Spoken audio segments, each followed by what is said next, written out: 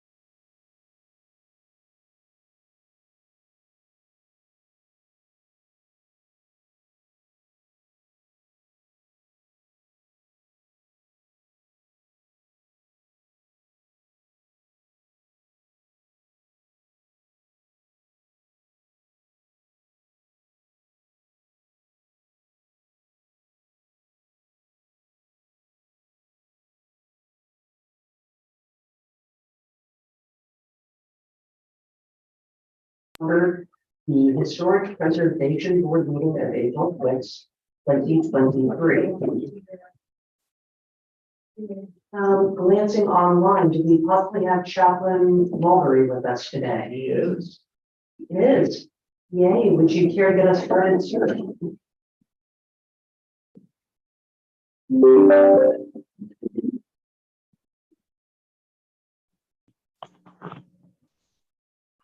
Good evening, everyone. Father, we thank you once again for your loving kindness and for the multitude of your tender mercy. We thank you for all your many benefits and blessings that you bestowed upon us. We pray, God, your blessing upon this people this morning, that you will bless this gathering this evening. God, we thank you for your kindness. We pray for your directions, your guidance, and your instructions, and all that we undergird to do. Bless us in Jesus' name we pray. Amen.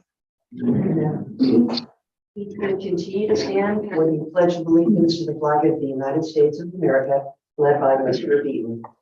I pledge allegiance to the flag of the United States of America and to the republic for which it stands, one nation, under God, indivisible, with liberty and justice for all.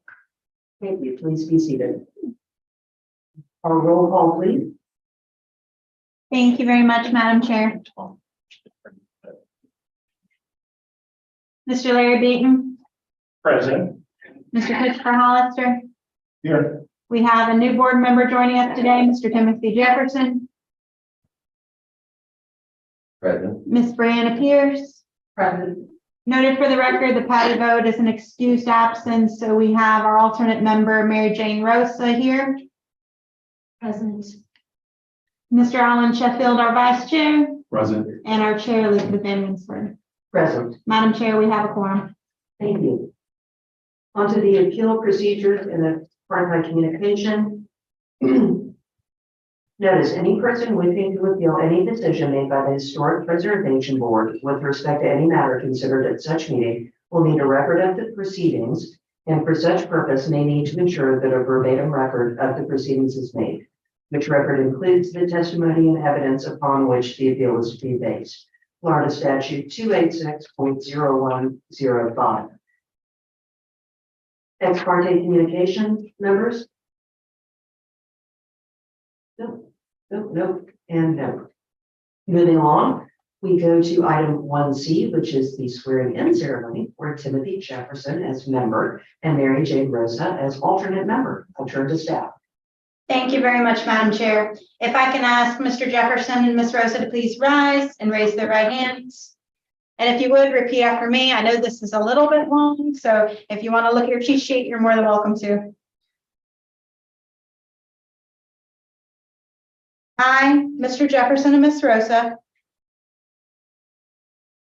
I, Mary Jane Rosa. I, Timothy Jefferson. A Historic Preservation Board appointee of the Palatka City Commission. A Historic Preservation Board appointee of the Palatka City Commission. Yes, I'm sorry. A Historic Preservation Board appointee at Palatka City Commission. Do solemnly swear or affirm. Do solemnly swear and affirm. Do solemnly swear or affirm. I will faithfully perform the duties of my appointed office. I will faithfully perform the duties of my office. And will support and honor. Support and honor. To the best of my ability. To the best of my ability. All applicable laws of the state of Florida. All applicable laws of the state of Florida. Putnam County. Putnam County. And the city of Palatka. City of Palatka. I hereby through this oath. And hereby through this oath. Affirm that I will perform. Affirm that I will perform. The duties of this public trust. The duties of Perform the duties of public trust. In a fair, equitable, and ethical. In a fair, equitable, and ethical Manner befitting the dignity. manner befitting the dignity And responsibilities of the office. and responsibilities of the office. Madam Chair and members of the Historic Preservation Board, please join me in welcoming Mr. Rosa and Ms. Rosa and Mr. Jefferson.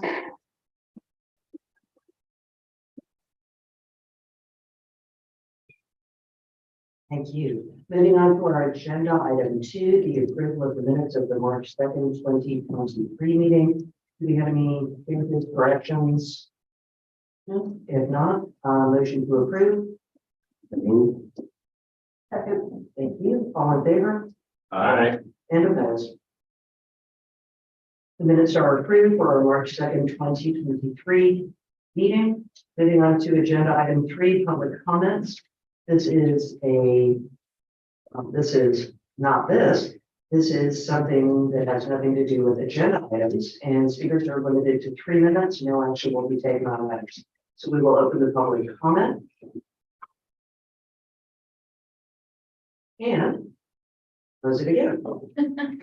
Moving on to agenda item 4, regular business, we begin with item A, which is HPB case 2308, a request for a certificate of appropriateness to replace concrete tile, mill finish roof or metal roof paint and install wood guardrail to the porch.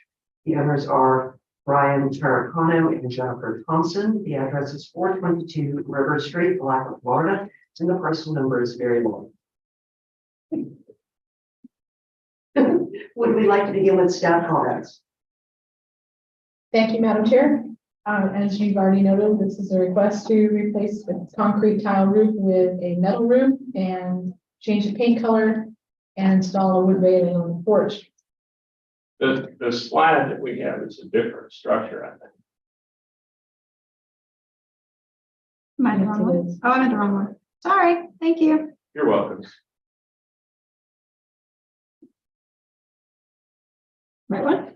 You might want to go down to the more modern photograph, because it looks so more recognizable. Farther down, please. Further down?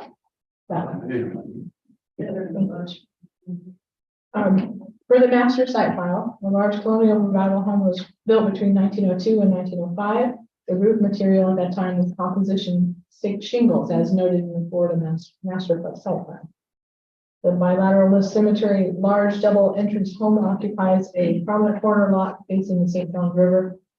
It was conveyed in 1905 from Mary Dunn to Henry Ham, as one of Palatka's most prominent citizens. Mr. Ham was at various times vice president and manager of the W.A. Mary Day Company, president of the Atlantic Grocery Company, president of the Hastings Potato Growers Association. And that building still stands in Hastings. It's pretty cool. It's also for sale. And owner of H.O. Ham Properties, a real estate development firm. In the 1880s, Ham served as a principal of Black schools and later as principal of Duval High School, then the largest secondary school in the state. Ham was also city councilman for 1 term. The home was occupied during the 40s and 50s by Jerome Easton, principal of Palatka High School. From information provided by the current owner given to them by previous owners, Beirut lived in the home during winter training in 1933 and 34. Are you all familiar with where the house is? Okay. The applicant has provided staff with product styles and pictures for the materials proposed. It's shown in the exhibit below in the staff report.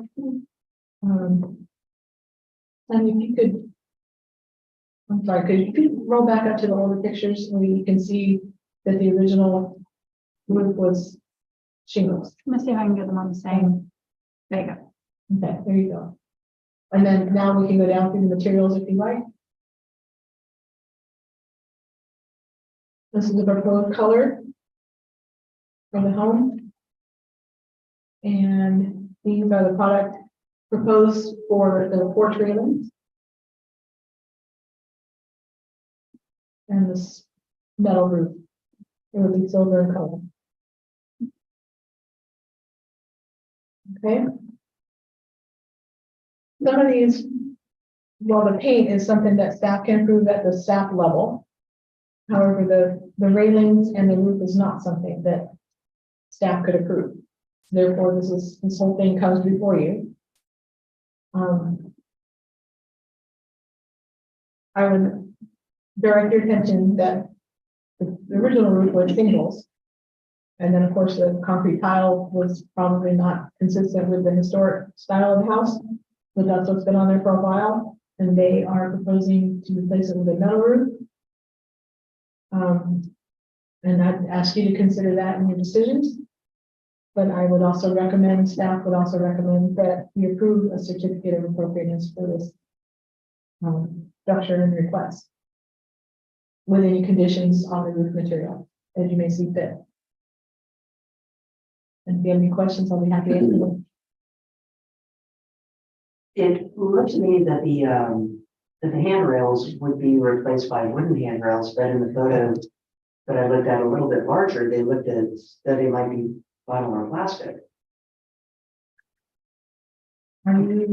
Which picture are you referring to? On page 6. Yes. Page 6 is a wooden railing. Treated wood. But then page 7, go to. I think that's showing the roof, not the railing. Yes, that, Okay. yes, All right. Okay, yeah, that's okay. it does definitely look like plastic or whatever. Thank you. That was my only question. Board members, questions of staff? I have a question. What is the color of the room? Silver. The tile that hasn't been over there from what I read over 50 years. No, I Right, don't it's think, been I don't in think the so. 80s or something. And so that doesn't fit that. So then, okay, all right. Comes close though. Yeah, it's gotta be close. I just wanted. To me, the 80s wasn't that long ago. Madam Chair, I'll remain silent. It's funny. Because they isn't that the truth. Okay, are the homeowners or their representatives here with us today? Everyone is pointing at someone. Would you like to come up and chat with us and let us know what you're thinking? And I mean, not really. well, I don't believe you have to, although, like, do we have any questions for them? You know, if you wouldn't mind, we promise, we don't mind. Just come on up, and if you would state your name and address for the record, please. Jen Thompson, And turn the 422 microphone. River Street. Oh, I'm sorry. Jen Thompson, 422 River Street. Welcome. Hi. Hi, I believe Mr. Deacon had a question for you. Okay. Good afternoon. I couldn't be more pleased than to see your request to remove those tiles from that house. They look so inappropriate for that house. And I'm so glad to see that. I'm hoping Also, the brick is really bad, but I'm hoping a future project, when you get the funds, is going to include removing the brick facade. from the I would like to. I suspected it would be, but, I said, and my other question is the siding vinyl or is that wood? That's aluminum. It's aluminum siding. Yeah, I don't know when, Yeah, are you looking at possibly removing that at some point in the future? maybe at some point. Yeah, I understand. Yeah, Anyhow. if we took the brick off, yes, then we would take everything off. You can see from, I'm sure you probably have copies of some of these old pictures, but you can see. I haven't done most of them. Yeah, do you have a copy of that postcard of the three houses? Yeah, from yeah, I have that. 1912? Yeah, so you can see what a beautiful house it was when it didn't have all that facade and when it had a normal roof for the period on it. So I'm just very delighted, but I was hoping you were going to say that this is the first phase of maybe some additional projects for the house, because it's a beautiful house. Thank you. See, you thought this was going to be bad. No. Thanks. Thank you. I've got a question. Looking at the railings, when you put the railings up, are you gonna have it so the rails are on the inside or the outside of the, I mean, whatever looks better. I feel like probably the inside looks better. yeah, if it's flipped around from the picture, so the railings are in. I had a hard time finding what I wanted, like, to submit. But they'll be custom. I mean, whatever you guys think would look better, honestly, like, I'm fine with. I had a hard time finding a picture. Okay. Hey,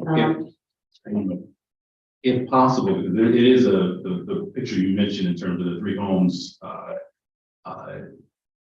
If possible, getting it as close to what that picture reflected and it's a more original or stayed there would be a preferred. Well, yeah, I mean, if you guys want to give me some money, you know. I know. That was it for me. Thank you very much. Right, as we know, staff recommendation on this agenda item is for approval of a certificate of appropriateness for 422 River Street. Do we have discussion amongst the board or are we ready to, Madam Chair, is there anyone from the public wishing to speak to this? sorry about that.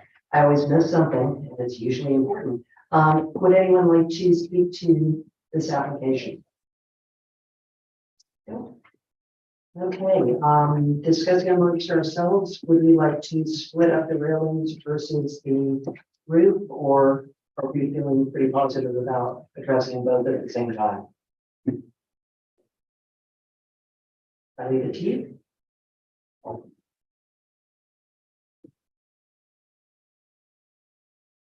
We have a, I move that we accept, approve the certificate of appropriateness, as presented. thank you. I second. Thank you very much, Mr. Reza. All right, we have a first and a second to approve. All in favor, saying aye. Aye. And opposed. Fantastic, motion carries, and welcome to the neighborhood. Moving on to item B, HPV case 2311, request for a certificate of appropriateness to replace porch and railing after the fact. The owner is John Wagner. The address is 417 North 3rd Street, Palatka, Florida. The parcel number is very long. Staff, if you would, please get us started. Oh, yeah, I'm sorry, happy there. What's that, John? My name is Sunshine Moon, number one. So the case HPD 2311, per the Florida Master Site File. The residence was constructed in 1884, between 1884 and 1886. The resident contributes to the character of the well-defined historic residential neighborhood. 417 North 3rd Street is within a neighborhood of other large frame dwellings along 3rd Street during the last quarter of the 19th century. The application request, the owner is requesting a certificate of appropriateness after the fact. The owner stated that he replaced about 95% of the porch and the porch railing without a permit. The work was completed in an attempt to bring the property into code compliance on code case number 2022052.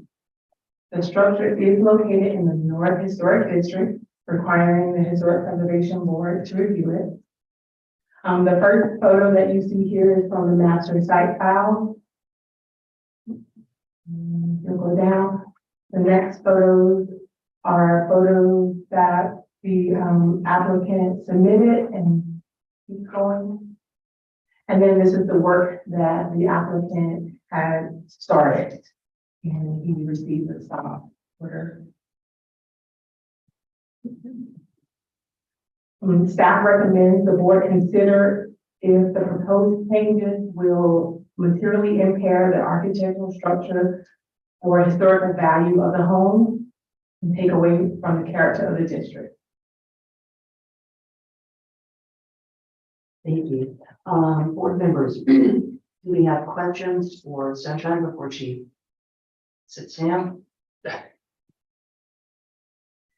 I also believe the applicant is here today, Agent. Okay.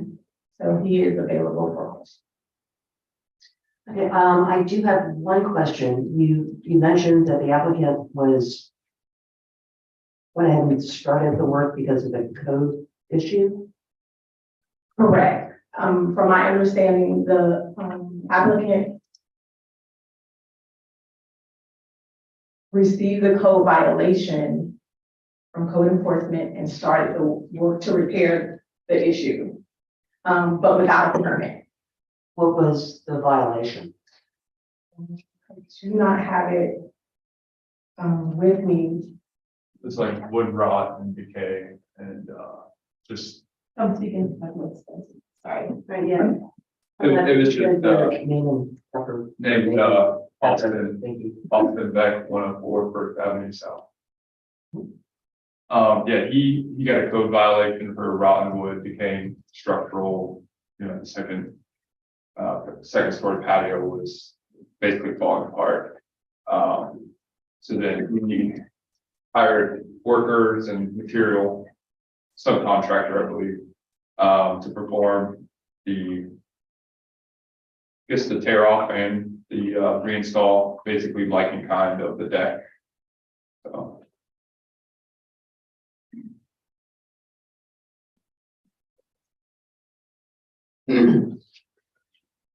Absolutely.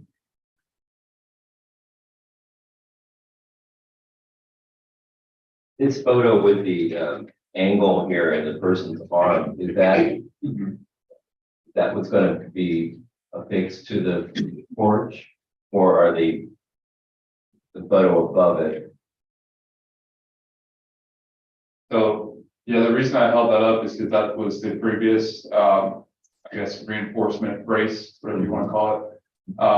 And he saved those, which is good because, as you can see right now, what it is it's a 2x6 tripled up and screwed into the column. And so I mean, my personal opinion is I think that's probably the most distracting thing in terms of the change from what it used to be, is that going from that to a 2x6, obviously. So what are the angle supports gonna look like when it's finished? I think, he didn't really have any plans for it. I think it would essentially look like that, just the 2x6. The top photo? Right. But with you can see the only work left to be done is the Railing. To go all the way around. Thank you. That particular property has sat vacant in the neighborhood for probably the last 8 years, to the best of my recollection. What, and you might not know this, but well, I can't really say why would Mr. Wadman start now.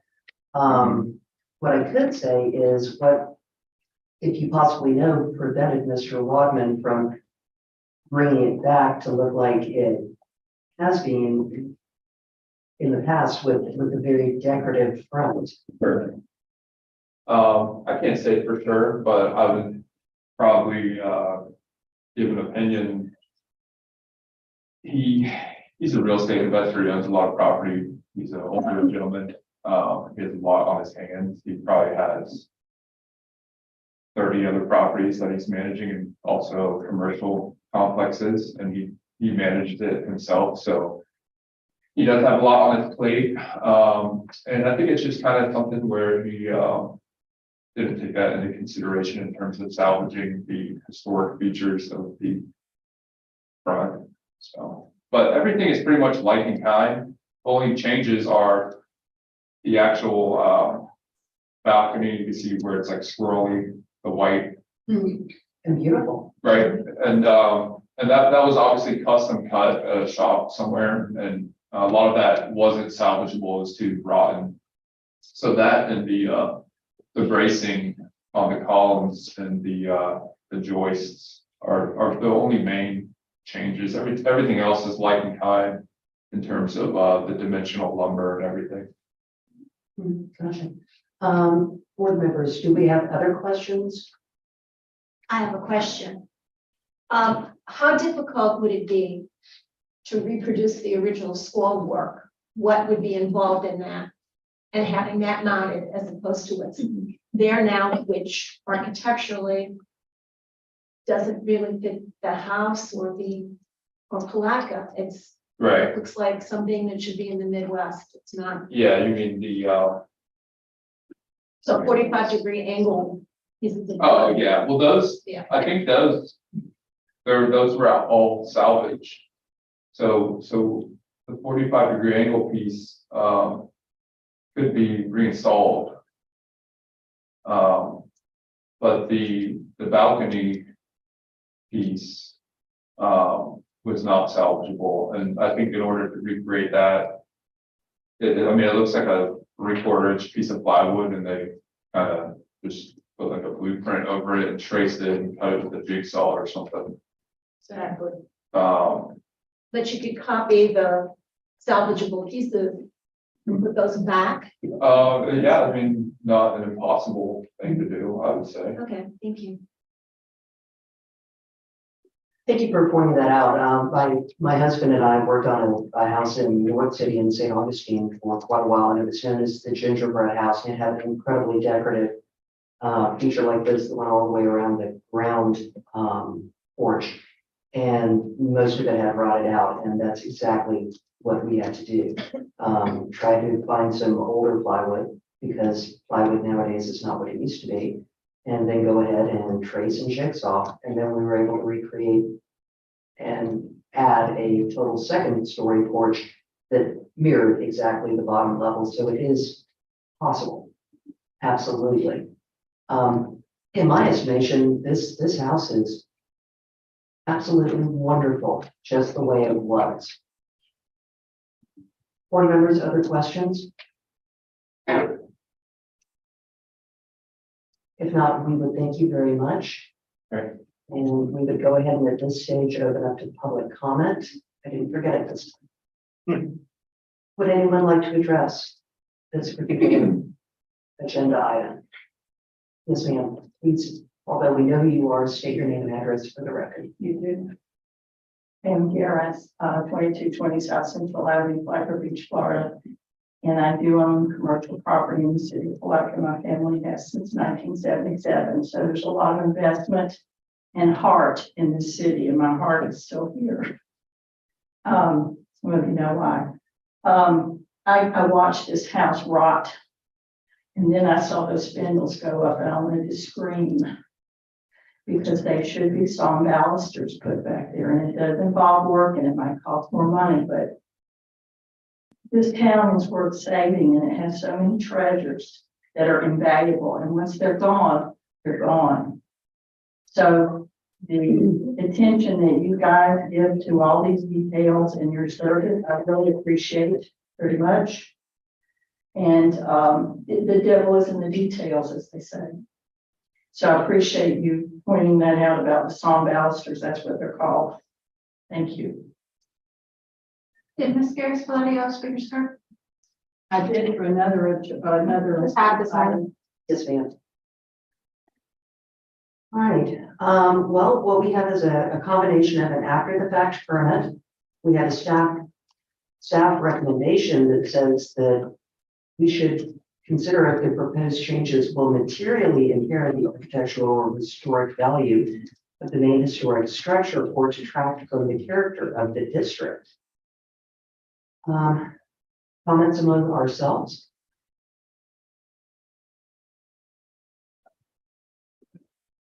Mr. Beaton. I agree with some of the comments that have been made so far. I think just looking at the front of the house, the 45-degree supporting pieces are distracting from the look of the house. It's unfortunate that we don't have it. And I did not have time to research this particular house, but this photograph from the Florida Master Site File was an update because of some work that had been done on the house in 2009. So we don't have the original Florida Master Site File photograph of the house, which would have been 1981, which still probably wouldn't give us everything we need. But I do have a problem with the look of that. I do think the house probably originally was a little more ornate. And I think in trying to keep with that would be a good thing. I do have a question about this 2009 photograph. Does it appear to, and maybe we need to get the contractor or the gentleman back up again, but does it appear that those from the 2009 photograph, does it appear that those supporting pieces are actually cut through, or is that just cut into them but not all the way through? I just wondered about structurally, does that appear to y'all that that's actually an opening in those pieces, or is it just you think it's an opening versus an indentation? So I'd be interested in any comments that you have. If you can, yeah, there you go, very nice, thank you. So do you have any comments about how, if you tried to duplicate what we're seeing in that picture there with those supporting pieces, do you think that would meet the structural requirements needed? You're gonna have to step back. I'm sorry. Talking about the 45-degree. Yes, sir. Well, they were all in a room, so there may be like one missing. They're still in good shape. They weren't rotten, so I think they could be reused. Realistically, there's not that much structural load on those members, but it is going into the columns and on the joists. So I would say, although they do provide some reinforcement, it's not primarily really doing much in terms of load bearing capacity. And the ones on the second floor appear to be different than the ones on the first floor. Do you have examples of both that were saved? I don't, but they would be those ones in those pictures for sure. The second floor ones are definitely different. Okay.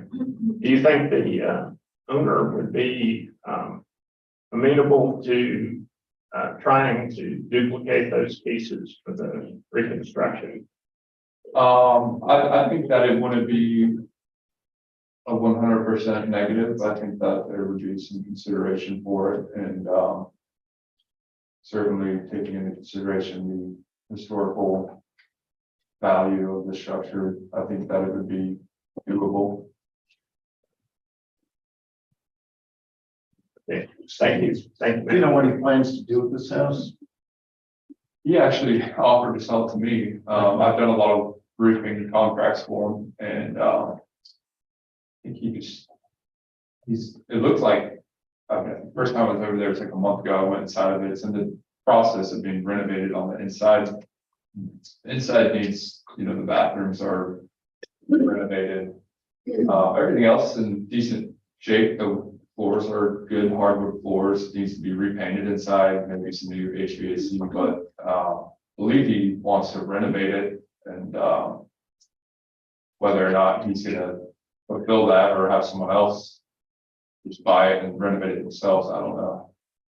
He owns another one just around the corner too that's been sitting. Oh, really? Since I moved here. Huh. That big house just around, are you familiar with that? I'm not. Is that one in rough shape too? The yellow house on Madison. No, the one right behind the blue house on North Third. The blue house on the corner of Madison, it's the next house. It's a brown house or tan house. He owns that. I think he has a green one too by the yellow house. It's got a lot of property. He's a busy guy. Absolutely, but we only have so much history here in Palatka. That's Other comments from the board?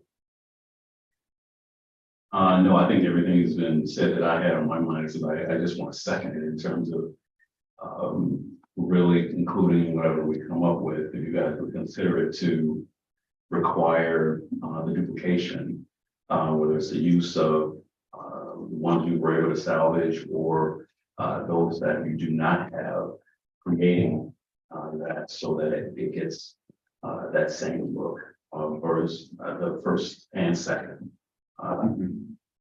Would be my recommendation. Yeah, definitely. I don't think those symbols are for the house. But in that photo, that's what it needs to be. That is house historical character. Would the board agree that perhaps the thing to do with this particular application is to ask the applicant to work with staff and come back to us with some other alternatives? Well, I'd be okay, including in our approval, adding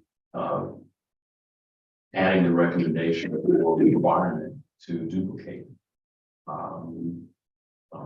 What is there in terms of the angle pieces there, and making that a requirement in terms of this being approved with that condition. Is that appropriate in terms of staff? Would that be? Yes, sir. We would go out and do a subsequent inspection when the permitting is done. assuming you've applied for a building permit? I think they're waiting on your approval essentially. Very good. Madam Chair. Mr. Dean. Sorry. That's okay. So just to kind of clarify, the two issues that I'm hearing from everyone are the 45-degree and the railing itself on the second floor. So what other work, is there any, from looking at the work that's been done, and I drove by the house before I came here, but is there anything else that would have to be removed from the work that you've done so far? If those changes were made, is there anything that we haven't talked about that, I mean, I know you obviously have done quite a bit of work to the front, but other than the 45-degree braces and the railing, that section of railing that's up, is there anything else that would have to be removed to meet what the board is apparently leaning towards? No, I think as soon as you unscrew the bolts on those 45 right now, they'll come off, and then the spiral railing. I said everything else was pretty much like in kind in terms of dimensional lumber. Even the columns, you can see at the bottom, they're not just straight 6x6s. They've got that cut at the bottom that as they should. When you say everything else like in kind, what are you referring to? Are you referring to? I got The a drawing, basically the structural, the columns is 6x6, the beams are 6x8s. The actual deck boards are pressure treated 2x6, and second story columns is 6x6. So it's pretty much, that was the dimensional lumber that it was originally constructed out of. The joist was in 2x8. Yeah, 2x8. It's all pressure treated lumber. Chair, could I drill down one more time? I promise I'll stop at this. So, could I ask you, in looking at this photograph from 2009, sir, and you're seeing what this rail looked like in 2009, and like I say, I just personally don't know how old that is that we're seeing up there. I don't know if that's something that was done in the 20th century or if it's older than that. It's certainly not a common pattern that you see with the houses in Palatka. So I don't know sitting here, but what's your opinion about what would be required to duplicate something like that? So I would assume that, you go to Home Depot, find like a 3/4 inch sanded plywood and trace out take one of the existing pieces, trace it out, and you'd have to cut it with the jigsaw. Take a Sharpie and draw it out first. Or, I guess something that we'll have to take into consideration is there may be some sort of fabrication shop, woodwork shop somewhere, and they may have some additional options that are similar, or they could have the same one. And that also goes for the 45-degree brackets. Maybe in the event that there is some sort of local carpenter somewhere that makes stuff like this, then we could have some submittals that we could present to you all as well. And that way everything would be brand new. Thank you. Thank you, Madam Chair. Thank you. Okay, Mr. Sheffield, what are your comments in the form of a motion? Madam Chair, one clarity, members, from my view personally, I know really getting that duplication of the railings with that intricate would be a bit more onerous in my opinion, in terms of asking for the owner to do that. But I was speaking to, so I just wanted to be clear, was adding the requirement for the braces, if you will, to make sure they are an exact duplicate of what was existing there. And then as long as the railings at they have the one up on the one side. Now, as long as the detail there was good for the period similar to what's in Palatka, I'd be okay with that. That's what I was going to end up motioning. But so that's no more discussion. Okay. I just think it's this. Oh, it's the spindle of both. Yeah. All right, well, was your motion a motion? Would be the Well, I can make a motion. I can definitely make a motion. I just want to make my motion.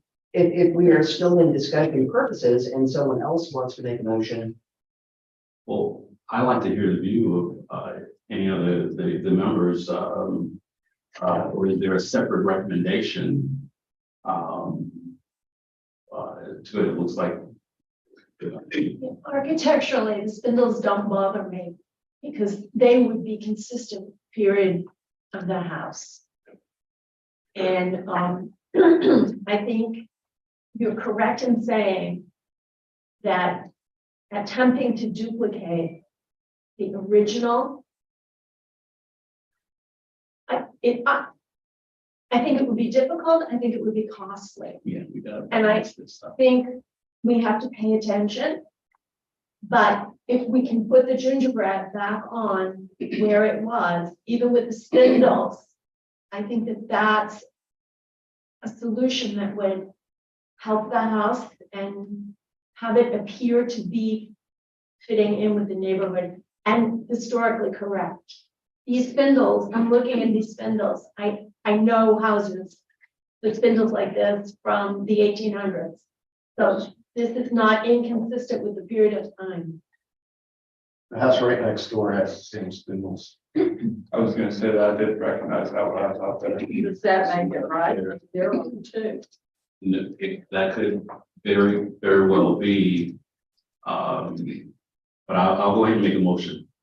Anyway, I move that we approve the certificate of appropriateness for the changes required here with condition that the support 45 degree supporting would be duplicated with exactly as they are with the second and first floors to have them go back to what the ratings were.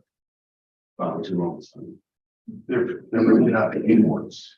I know they're not. They're decorative. Yeah. They look like this. And I'll second that motion. And just for clarification, I understand your motion is directed at the decorative pieces to the side and does not include the railing. Okay, thank you. I will second that motion as read. we have a motion and a second. Do we have more discussion? May I ask for, instead of a yay or a nay, a independent vote? Sure, we can do a roll call vote. Thank you.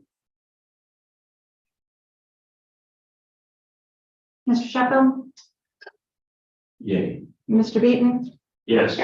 Mr. Hollister, I don't know. Yeah, I'm the one that brought the violations to the attention of the city, so I don't know if I can even vote yea or nay. That would have possibly come up in the. I believe Spark Mr. communication. I believe Mr. Holmes is nodding his head, but you can vote. In my opinion, that would not be a conflict. Okay. Yes, I'm okay with the decorative support going back up and the railing that is started. You're in support of the decorative railing. Can you clarify? So I didn't No, know no, that. I'm for the decorative 45 pieces and the railing that they started to put up already, the spindles. Okay, so I take that as a yay. Yeah, Mr. Jefferson, Yay. Ms. Pierce, I'm opposed to the spindles. But I'm in favor of the decorative pieces, so, no. thank you. Ms. Rosa, Yes. thank you. Chair Van Rensburg. Yeah. I point out an observation to you. The people that did that, took the fans off and just kind of cut the wire and then put it back into the wall or something. Like the ceiling, You may want to check on that. okay, the ceiling fans out there. Yeah, plus they took the wiring off and just let it dangle and pull it out of Richard. Right. And you want to cut that off the pole across the way, if you're doing any work. I'll take a look at that. Thank you. Madam Chair, for the record, motion passed 5-2. Thank you, and thank you very much. Madam Chair, I think you'll still have a forum, but I need to take a quick break. Okay, moving on to agenda item C. This is HPB case 2312, request for a certificate of appropriateness to rehabilitate property to include painting, replacement of roof, window, siding, door replacement, porch modification, new porch deck, and new wood stairs. Whew, the owner is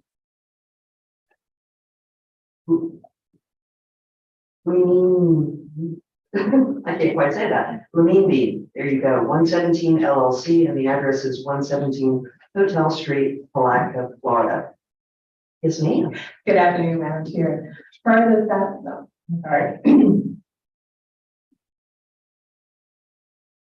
If I make any mistakes, you can just blame it on the city manager. Further, the master site is transitional frame vernacular residence was built between 1915 and 1924. Unlike other transitional homes of the period, the main structure is covered by a steeply pitched gable roof, reference to the Victorian period. And the home also, over the property and the home overlooks St. Johns River. The owner of the property desires to repair various components of the house, starting with repairing all the windows and the doors, replace the siding, replace the current roof with a metal roof, painting the home. They also plan to remove a wall that enclosed the double-story porch that you see to the left. They're going to add a wood deck to the back of the structure and a wood stairs along the south side of the structure. The structure is located in the South Historic District, requiring your review. The application has provided staff with product style of material and pictures. So here you're going to see, is there one before it's coming? I'm sorry. Okay. So that's the figure 3 is the current home, how it looks. And we're going to go down. Figure 4 are the doors that they plan to use, the material, both material. Figure 5 is the window. And this is paint color and the siding, the color of the siding. And this is the proposed metal roof. Staff recommends the board review the proposed changes and determine if the changes will materially impair the architectural or historical value of the home or take away from the character of the district. The applicant is on Zoom for questions and I believe a presentation. Yes, good afternoon. My name is Norma Dela Cruz, and this is my business partner, Michael Stosky. And we're here to answer any questions you would have regarding this restoration.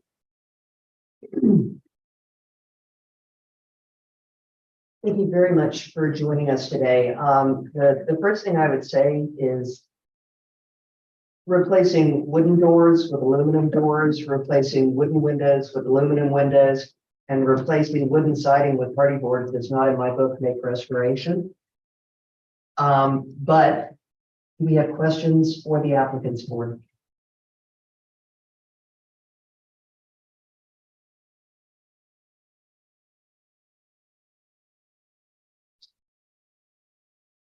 It seems that the sleeping porch, the enclosed sleeping porch will be taken away and it will just be screened porch. Correct. So basically we would remove the walls because from what I saw in the permitting portion, those walls were never permitted to be built on that porch because it was an exposed porch at one time. So we were going to eliminate those walls and re-expose it to what it normally was before that time.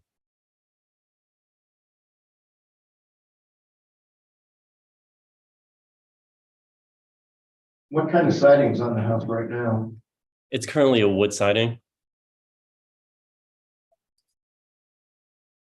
And the reason why we were wanting to redo the siding is because throughout time, there was a lot of patchwork that was done throughout it. Some of the siding is rotting as well. So that's why we were wanting to do something that would last a lot longer and suggesting the hardy plank.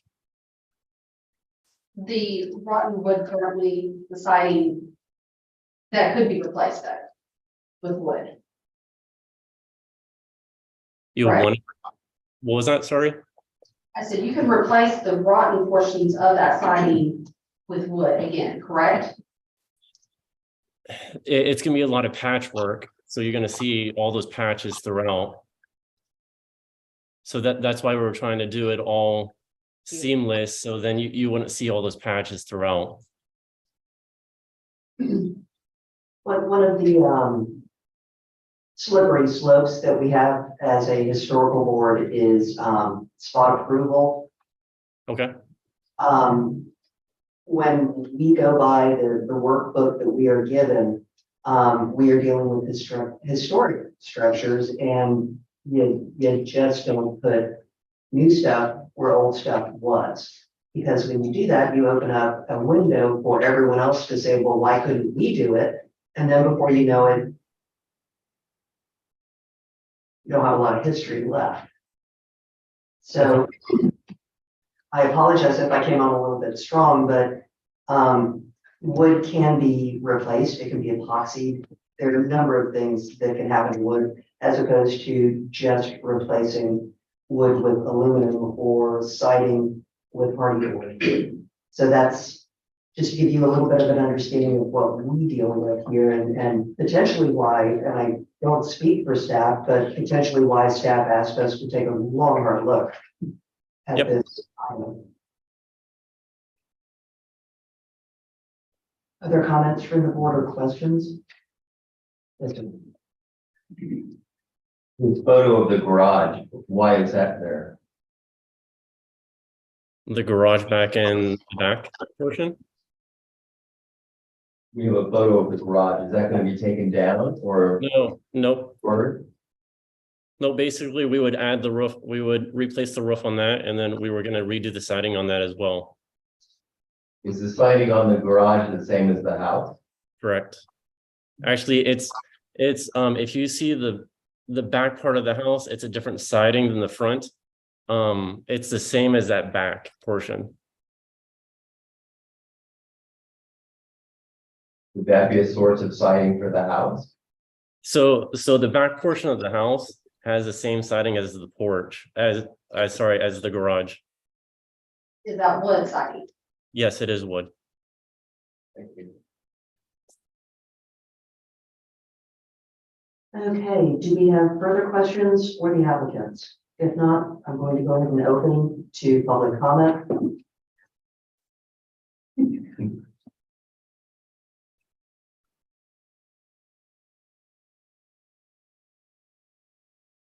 You have my card, if you say this number to it, Alegra Kitchens, 1027 South 12th Street, Palatka, Florida. One of the reasons I'm glad I'm not in the historic district is that you all do have to adhere to certain qualifications and regulations. One of them is, my understanding, that you do have to replace historic properties with historic type lumber. In other words, you don't put vinyl on a historic house, you don't put aluminum on it. You have to replace it with wood. And yes, wood can be patched very effectively, and it's part of the historic look. So I would say that you really don't have, you do have some choice, but again, you are opening it up because once you take a historic house and you start putting pieces of aluminum on it or vinyl or hardy board or whatever it is, modern type lumber or pieces for the construction, then you're destroying the historic aspect of the house. And that in turn could destroy the historic aspect of the neighborhood.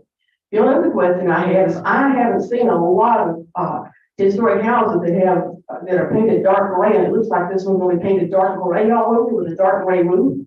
No, that's not correct. So only the porch area would be painted the dark gray, and then the foundation masonry, which is green in these photos that you see, that would be painted the dark gray. Everything else would be white. Okay. Yep. But again, I would say one of the drawbacks and one of the positive things both of living in the historic district is you do have to comply with historic type construction. So that's my comment. Thank you. Kira? I don't mean to be overly critical, but I have personal experience with the window issue. When I came back to Palatka in 2009, we had very severe problems with our windows at 603 Emmett Street, which is now Grand Gables, which my parents spent a fortune replacing. They didn't worry about that it would cost more to make stone balusters. They put back what was there because there is architectural and historic merit in those proponents. So I'm very disappointed about spindles. The window issue, if you know that structure 603 Emmett has huge windows. You couldn't afford to have new windows made if you were a gazillionaire. I mean, they're huge. And the mayor, Robbie Correa, who was the president of the South Historic at the time, she came and lent her expertise and quoted the Secretary of the Interior that has all of these guidelines, and you really need to read those things. That you don't replace wooden windows, wooden doors with new modern components because you have taken away, you've thrown the baby out with the bathwater. And you have cheapened your investment, you have cheapened the neighborhood, and you have lost the value of your home. Okay? And when you go to sell it, if you have people who know those details, they're going to walk past your house and not be interested. And I hate to be that blunt, but that's the truth. We were fortunate to find a man. I knew he was a great carpenter. He was from Cape Cod and he had come to live in Pomona Park. And I think God sent him. He was a fine finished carpenter. He fixed mullions. He made those windows sing again to the tune. And this was in 2010. It sounds like a lot of money, but it was cheap compared to how many windows and how big they are in the house. It was $17,000 and something for him to do that. It took months. My husband and he became buddies. So these things are not easy. They're not cheap, but you can't forego the quality of doing it right because it may be another 100 years before anybody does it. And your town is going to look like nobody cared if you don't do these things. Thank you, Ms. And we care. Thank you. Board. Oh, I'm sorry. It's okay. No, I only saw the. I guarantee I can play it can write. I apologize. And I will fill out my card. Thank you. Just your name and address, Sharon. Okay, Cheryl Roche, 312 Dodge Street. I live in the South Historic District, so firstly, I would like to welcome new people into the neighborhood. It is very important to me to have people buying these homes. I most certainly respect all aspects of preserving an old home. I own one. I think that there can be scare tactics pertaining to the reality of maintaining a home like you have purchased. I admire it. I walk by it every day with my dog. And I have wood windows, I have wood siding, and my interpretation and my history in trying to keep my house together is just maintenance, and you do kind of have to patchwork sometimes. So there's nothing wrong with replacing wood siding with wood siding. There's nothing wrong with preserving your wood windows. And I do agree with preserving the character, but I am very concerned about the fine balance that this town needs to maintain in welcoming people who want to move and restore these homes. So yes, of course, please don't put vinyl windows in and don't put party siding up, but do realize that it is an attainable situation, and you've already improved the home, and it's a wonderful, wonderful home. And I hope that you can work out the situation and maintain the integrity of the property and still have it financially feasible for you. Thank you so much. Thank you. May I close the public comment section?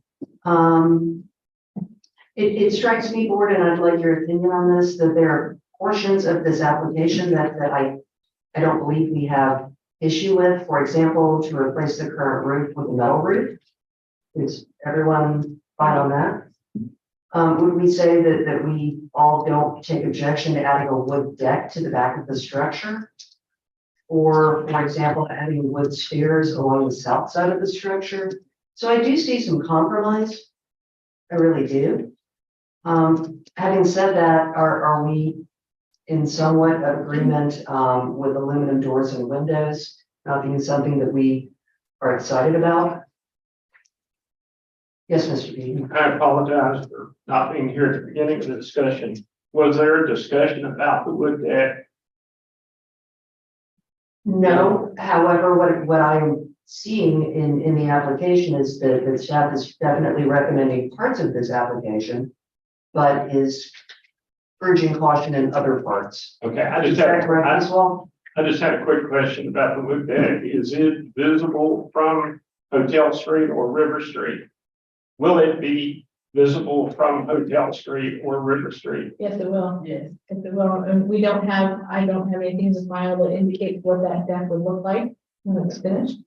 I would definitely like to make that part of the exemption of what we approved today until we get a better definitive look at that, because I think a wooden deck might be distracting from the original historic structure if it's kind of sticks out there from an appearance, especially on River Street, but also, of course, a lot of people make that detour down Hotel Street, also just admiring the beautiful houses such as the applicant's house, which, by the way, I think is an outstanding house in the neighborhood. It certainly adds to the attractiveness of Hotel Street. Thank you very much for that clarification, Mr. Beaton.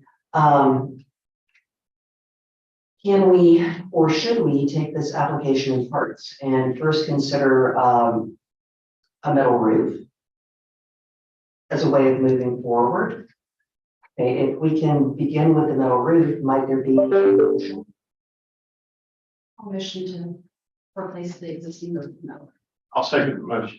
Thank you very much. We have a motion and a second to replace the existing roof with a metal roof. All in favor, please say aye. Aye. And opposed. Excuse me for that big with regard to adding a wood deck to these, let's go with the back side of the structure. The staff feel like they have enough information.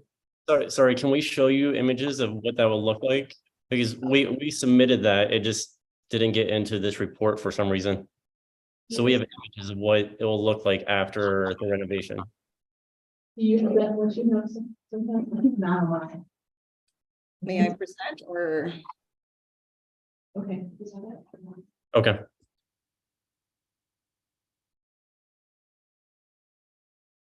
Oh, there you go.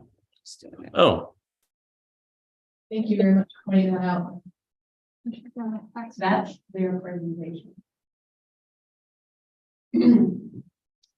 Right, so we are looking at, well, unfortunately, not a numbered page, but 1 to page 3, the scope of work. I believe front side elevation or left side elevation.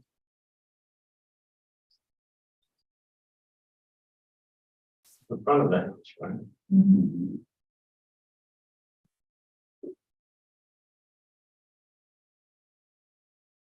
For the two decks. Site plan has. So the porch that's closed in is actually on the left side of correct. the river. Yes, it's facing, River Street, yes.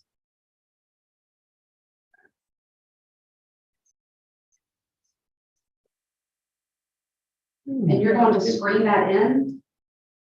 So basically, we were gonna take down the walls to expose how the porch was before the walls went up, and then we were just screening it in just so there would be comfort for the like whoever stays there. Okay, so what maybe we were dealing with many years ago was the bottom of that was an open porch, possibly, and the top of it might have been enclosed as a sleeping porch, possibly. So the concept is to open them both up. Not Yes. just the footprint of the home, but simply to make it all into a screen porch area. Is that correct? Correct. How do we feel about that one? Yeah, I mean, that's totally different than what I thought. I mean, I wouldn't consider that a deck. I would say they're opening up an existing, upper and lower of the house, you know, I mean, that's existing structure, isn't it? That you're just, opening up and having railing and screen, is that what they're doing? That is Yeah. my. So before it was a porch, and we have photos of that. If you want to see photos, we could show our screen where you can see the interior windows within that porch. So that whole side, there's windows that are inside that porch along the main house structure. Doors and windows. Yep. So I mean, from my thought, why would they put a window on the interior of the house that would open up to another interior portion of the house? Mr. Sheffield?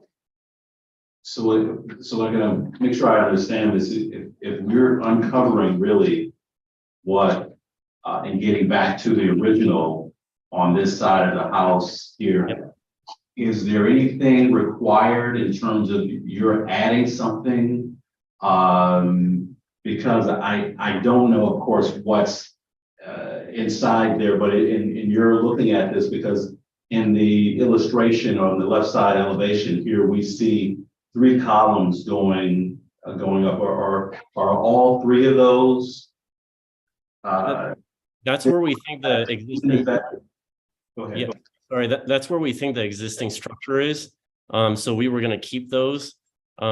Until we open it up, we don't really know for sure, but that's where we were thinking based off of how the windows are currently lined up in the area. And so your plan would be to get back to whatever the original was, and then you're going to add screening to it.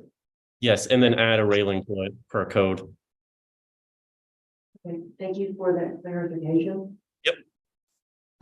So based on that, board members, how do we feel about the concept of the sleeping porch, et cetera, being turned back into an open screen porch, and for that matter, stairs along the south side of the structure?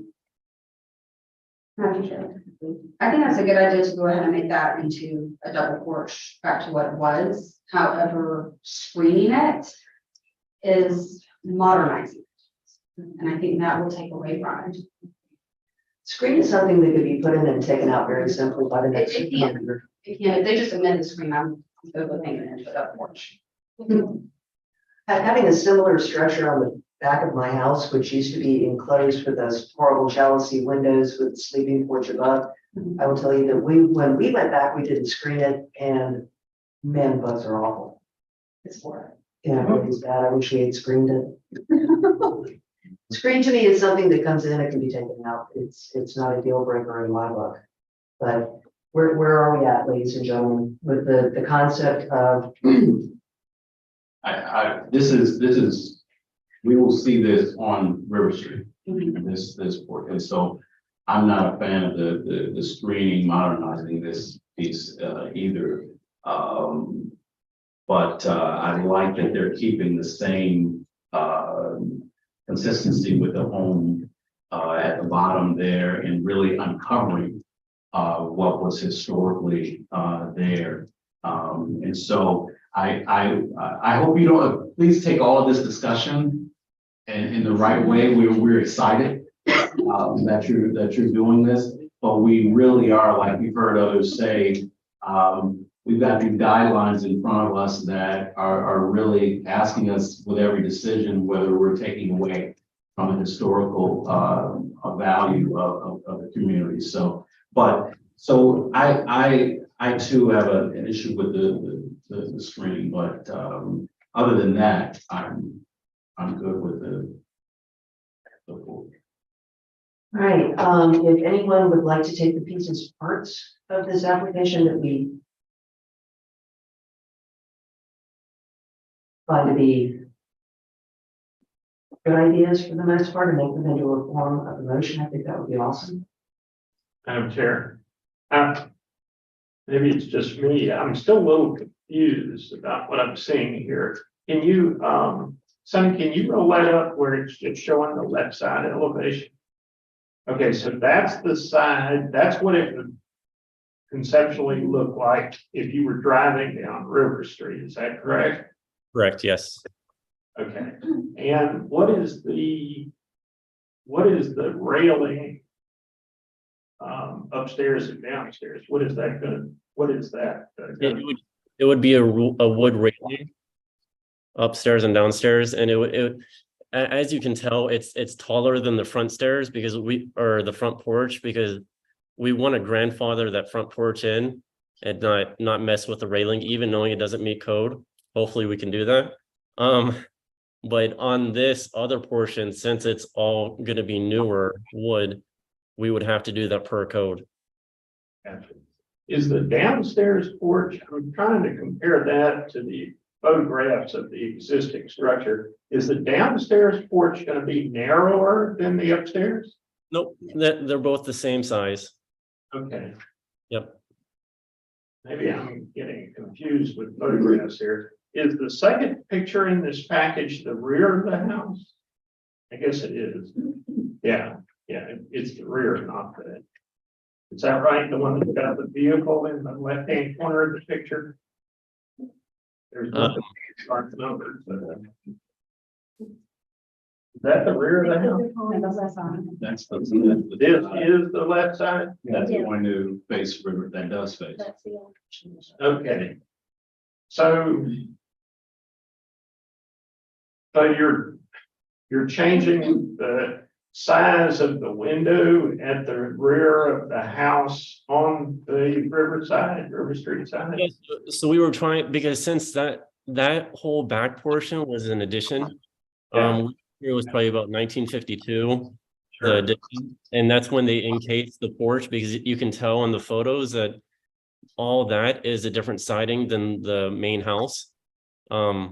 So we were gonna take it back to the original look of the original house and keep that same window style down there instead of keeping the 1950 version window in there.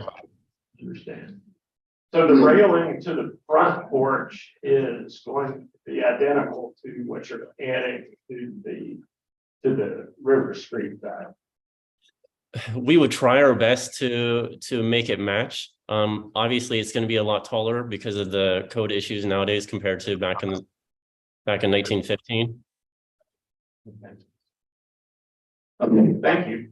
Thank you. Thank you. Attacking this from a different angle.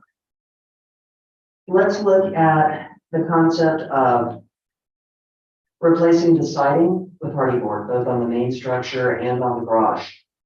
Do we feel comfortable with that as a board? I'm gonna make a mark by that. Replacing the doors and windows with aluminum doors and windows. Do we feel comfortable about that as a board? Okay. If we don't feel comfortable about that, would someone be interested in pulling those two items? Replacing doors and windows with aluminum and replacing siding with hardy board and make it into a motion.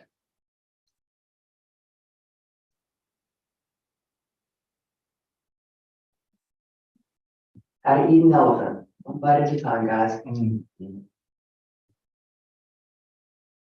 Madam Chair, the only two items you're removing from this, or you're requesting to remove from the motion are first two items, the windows and the siding. And Windows, siding, and doors. Oh, windows, sidings and doors, okay. My feeling is if we all do not feel like this is something that we would like to approve, let's separate it, make a motion to not approve, and then try to move on with other matters under the application. Okay, I don't have trouble with making this motion, but do we want some clarification about the wood deck, about the screening? I feel, Mr. Beaton, that is important, but what I'm trying to do is just take the things off of the board that we agree we do not want, so that we can delve into other matters without getting hopelessly mired in the details. Does that make sense? Well, I was going to try to do all of these in one motion. If you would like to do that, Right. I'm going to stand by and watch. All right, Madam Chair, I'd like to move that we approve the applicant's request for the following items that are itemized on page 2 of our report, which are replace the current roof with a metal roof, paint the structure, remove the wall that enclosed the double-story porch, add a wooden deck to the back of the structure, and wood stairs along the south side of the structure. Thank you. We have a motion. Do we have a second? Thank you very much. We have a motion and a second. Do we have discussion? If not, let's go ahead and call the roll. Thank you, Madam Chair. Mr. Beaton, Yes. Mr. Hollister, Yes. Mr. Jefferson, Yes. Ms. Pierce, Yes. Ms. Rosa, Yes. Vice Chair Sheffield, yes, Chairman Rinsberg. Yes, Motion passed unanimously. thank you.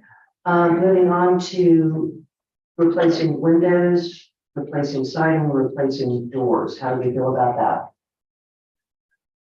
that? Can I interrupt really quick? I'm sorry. When we open up this porch, there are some openings that they at some point remove the windows and doors in that area, and they're just wide open spaces. So for us to,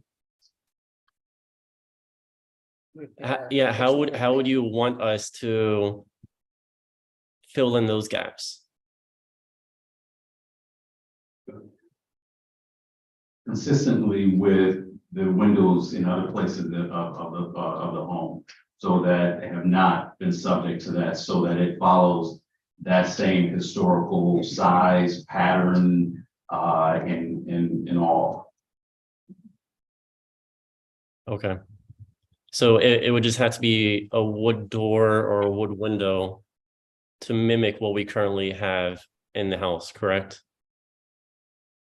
Correct. Does he understand? We're only talking exterior. Yes, we're only talking, oh, yes. Mr. Bean wanted to make sure you understood that. So Once you take that porch down, it's going to be exterior. Yes, those will then be exterior, and yes, those would need to be consistent with the others. But we're looking to wood as opposed to vinyl and all of these circumstances. Thank you. Can we move on to replacing of windows with aluminum, replacing doors with aluminum, and replacing siding with hardy boards? Didn't Larry's motion cover that, or? No, we split things up. Yep, now we're on windows and doors. Would someone like to entertain a motion?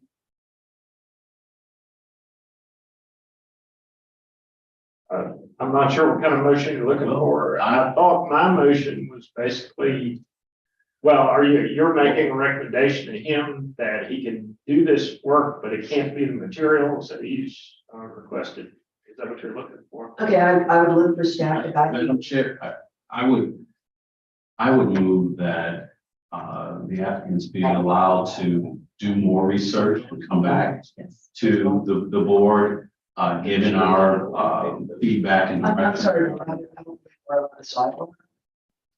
Okay. Sorry. Given the direction we've given them with respect to wood versus, aluminum, it would be great if they could come back with what that plan was, the size and style, window materials, and all of that for the windows and doors and siding.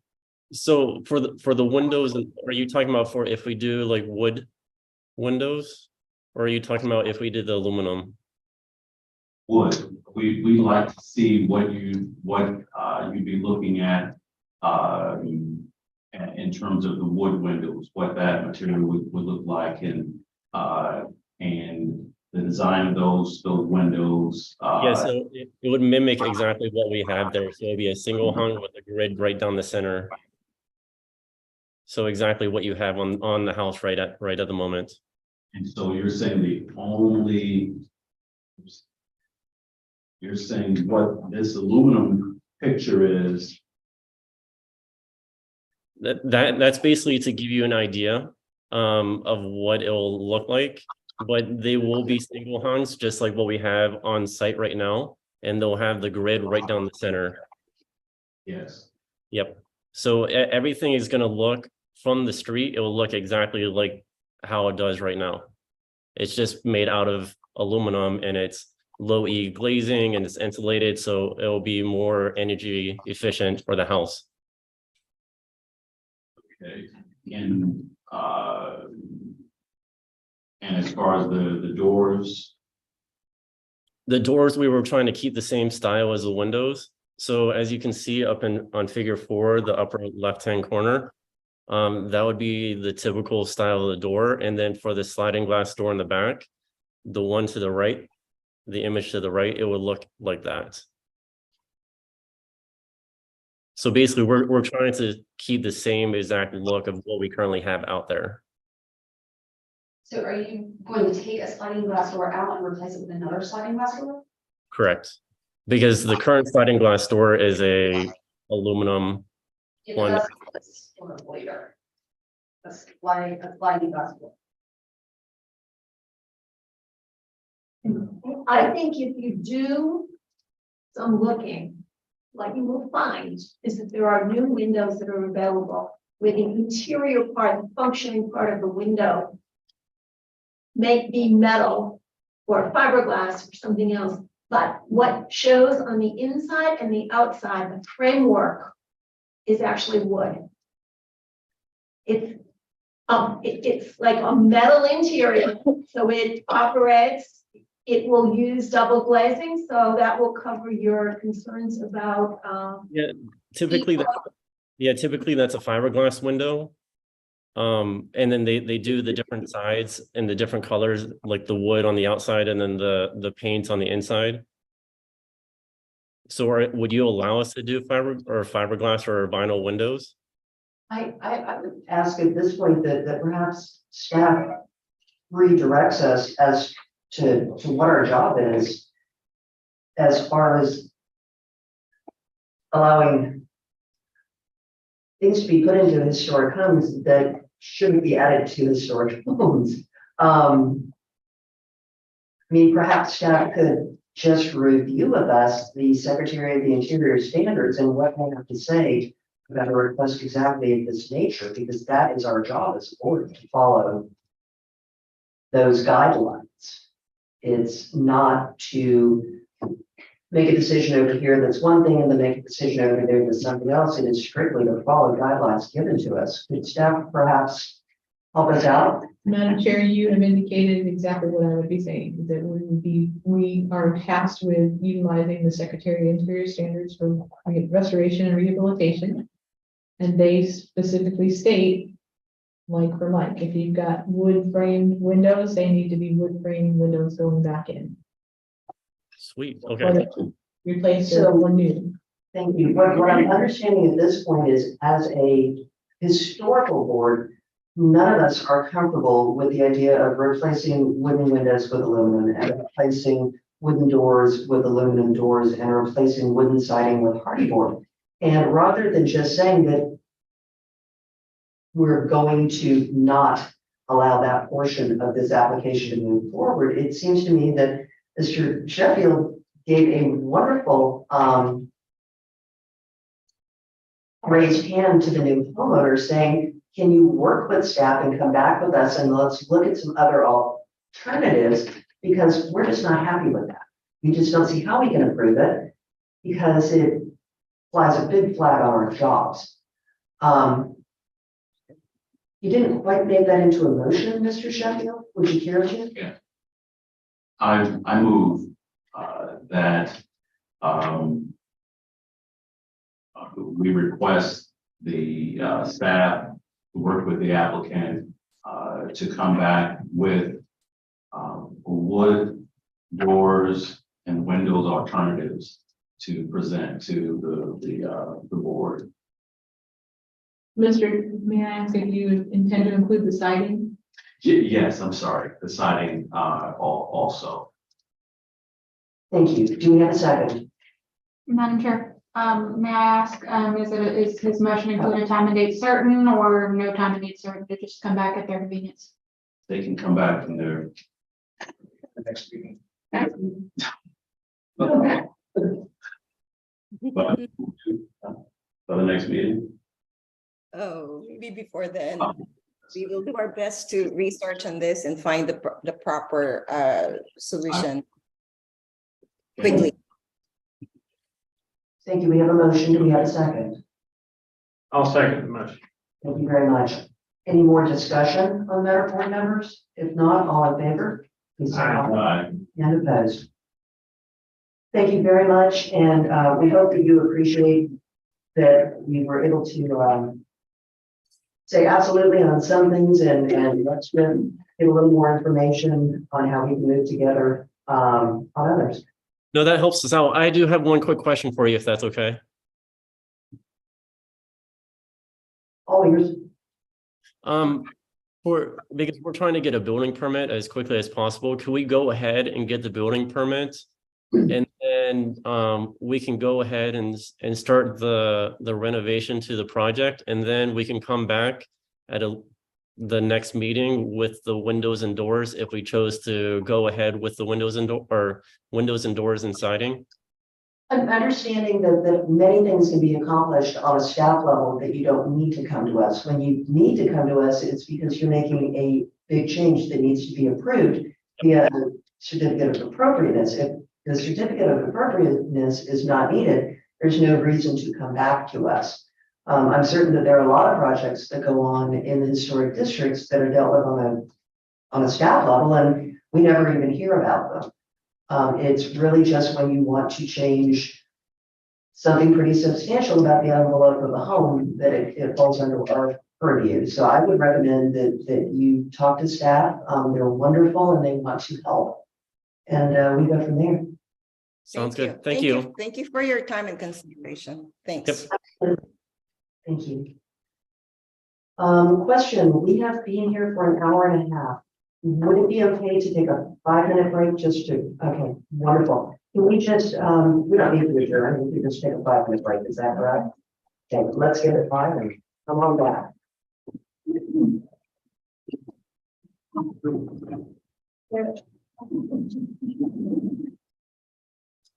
I want to know. Okay.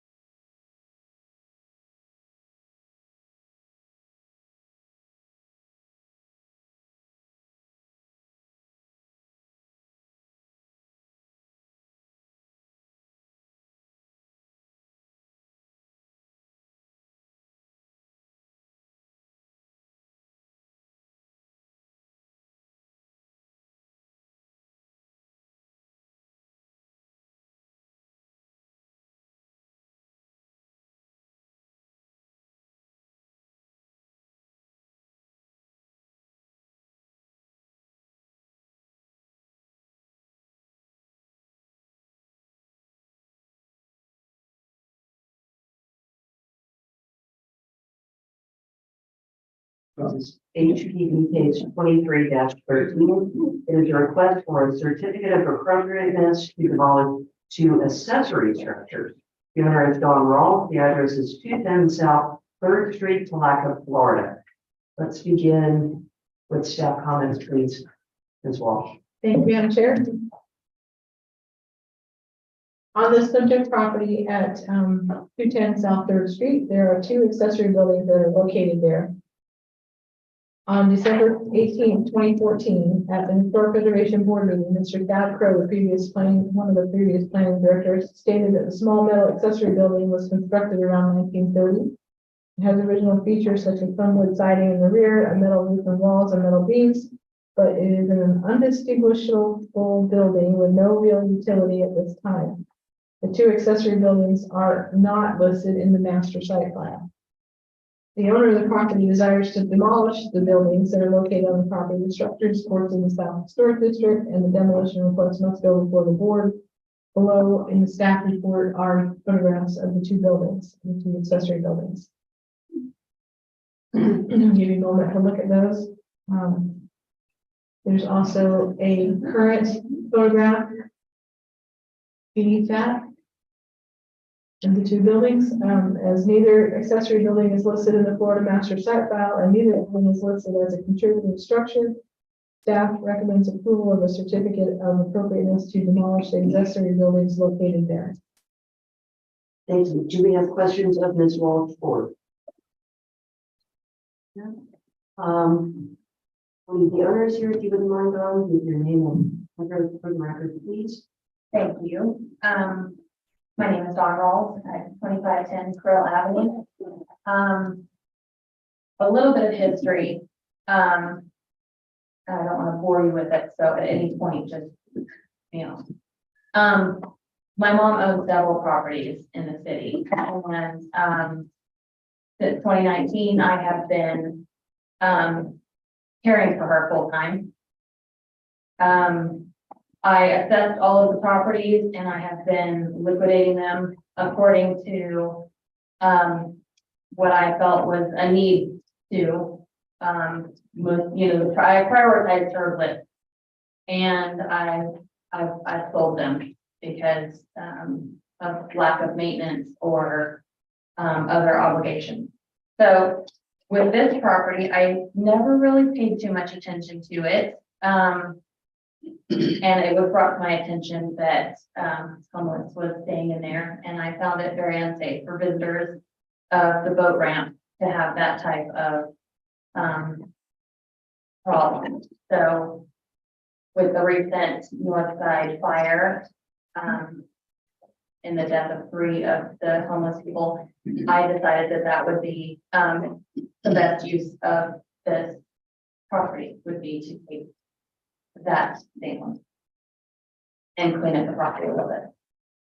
I don't know the historic value of this. I'm way too busy to look into that. I apologize, because you guys all seem like you know everything about every property. I wish. Madam Chair, I do have something that I wanted to bring to your attention. It's on your desk in front of you. It's section 54-79. There's 2 pieces of paper that were stapled together and put at your places. And on the second sheet, there's criteria for decisions on certificates of appropriateness. It's section 54-79B4. I've highlighted that in yellow. You might be able to see that. In the case of the proposed demolition of an existing structure, the removal of such structure will not be detrimental to the historic and architectural character of the district, or that balancing the interests of the city in preserving the integrity of the district and the interests of the owner of the property. Approval of the plans for demolition is required by considerations of reasonable justice and equity. In the latter event, the board shall issue an order postponing demolition for a period of not to exceed 3 months. If the board concludes that the demolition should be postponed, it shall, before issuing any final order with respect to such postponement, afford the applicant an opportunity to appear before the board to offer any evidence he may desire to present concerning the proposed order. Within the period of postponement, The board shall consult with the Putnam County Historical Society Board of Directors and others to ascertain what the city or other agency or organization may do to preserve such structure, and shall make recommendations to that effect to the city commission or otherwise cause the structure to be preserved. This article shall not apply to any permit for demolition which has been applied for prior to the effective date of the ordinance. And I wanted to bring that to your attention because it will become, it's relevant in this request, and it's also relevant in the subsequent request about to come before.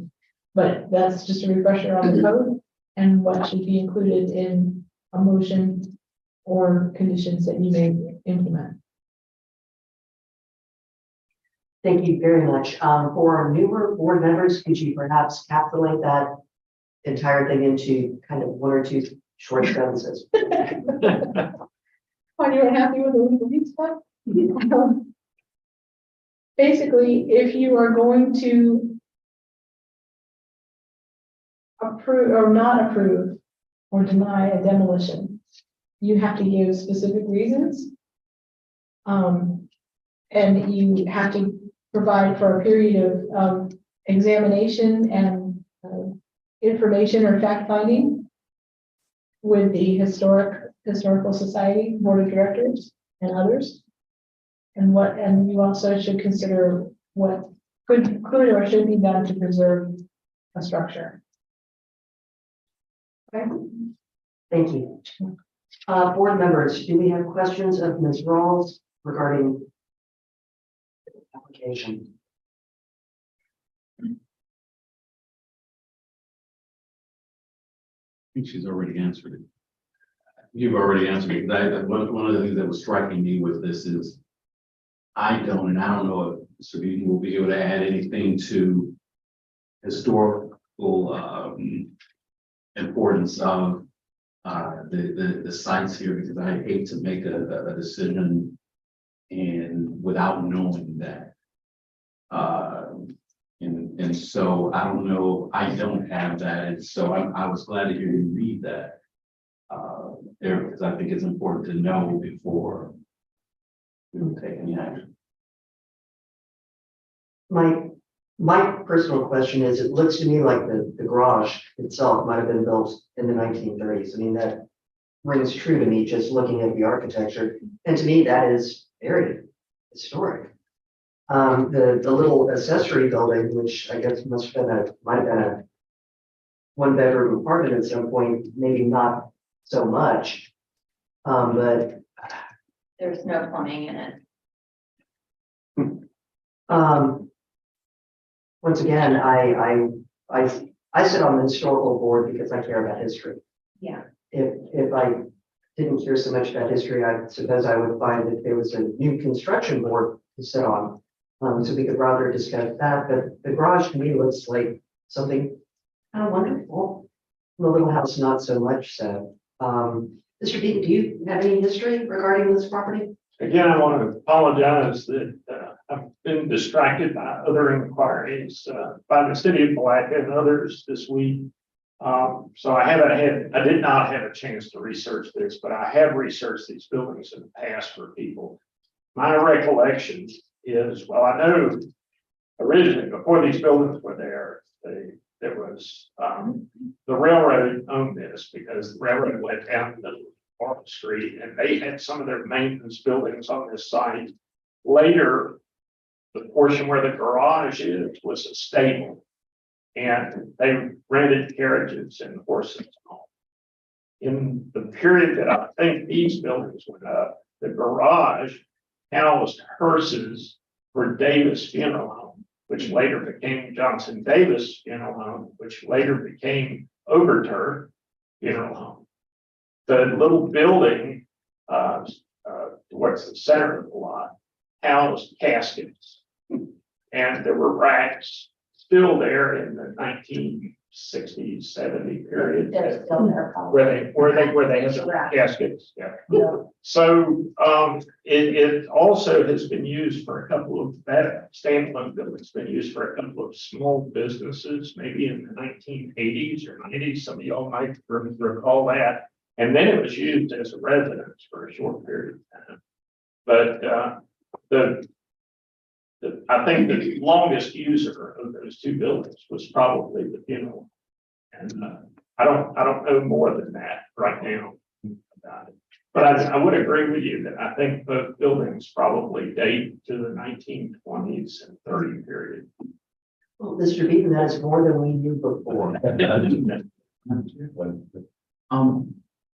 The reason you're before us, you want to demolish things. You mentioned, I thought in your comments, because the homeless individuals were getting there, you're trying, it's a safety or other hazard, is that what Yes, you're? it is. I think it is. It's right across from the boat ramp and not too far away is a playground. So, we have a homeless issue that we need to take care of and, you know, having vacant buildings around that I can't really, I don't really know what to say, but I wouldn't want the homeless in there. And I don't want to be the one, you know, locking the doors and bolting them and screwing them shut just to have them open again. So it's, in my opinion, it's a safety issue. And there are several buildings around town, down St. John's Avenue. My mom owned several of the buildings downtown and I sold them. And at one point, I believe it was the old Diana shop, there was a homeless lady in there. At the same time I was showing and she pulled out of her underneath her sleeping thing that stick with a point on it and started screaming to the top of her lungs. So it's a whole different culture. And I understand, you know, that we're not a part of that culture. And you don't just walk up and say, excuse me, can you move along? I'm showing the building to sell. They don't. It's you were disrespectful and they will come after you. So I don't want to own a piece of property that's going to cause physical damage to somebody else just walking their child to a park. I think that the city of Palatka needs to, you know, and the boards that we have need to be more responsible. And, you know, there is a historic side to this property that is great and well, but it's also not feasible for me to go in and completely redo this whole entire structure and make it something that it's not, you know, and I understand completely. I don't want to put a garage in the middle of downtown.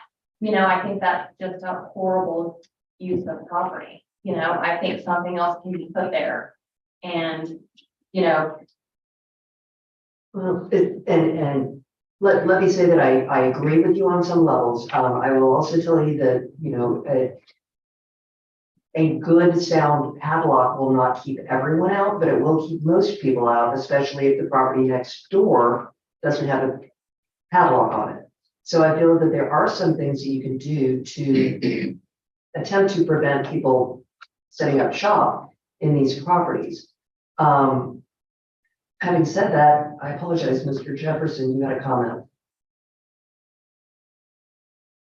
I could be wrong, but the diamonds on the garage, I think are similar to the diamonds on the building at 4th and Oak. And also, I think it possibly could have been part of the Ford apartments. Which has little significance, but the diamonds, I walked by there and I've seen on the other properties there too. I think that building went on my head before because I knew it was, I knew it. I'll tell you what, ladies, we're gonna get to the public comment section of things. Or do we have any other questions for the property owner at this time? If not, we thank you so much, Ms. Ross. And I believe at this point, we should go ahead and open up to public comment. Anyone like to speak to? Yes, ma'am.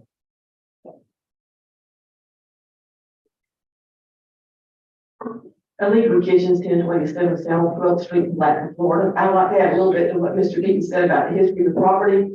The smaller building in the 40s, during World War II, it was used by the Red Cross and or the Army Medical Division to screen folks for various illnesses. So it is sort of historical from that standpoint only. I don't necessarily have any particular problem with these buildings being torn down. I do have a problem with tearing down a vacant building because the homeless will get in them, because if we start doing that, then what, a third of Palatka will be torn down. And yes, you're right, a padlock will deter a lot of people, as well as nail shut window. The homeless don't have a lot of tools to break into places like that. And I think that, and I understand the concern that Ms. Rawls has.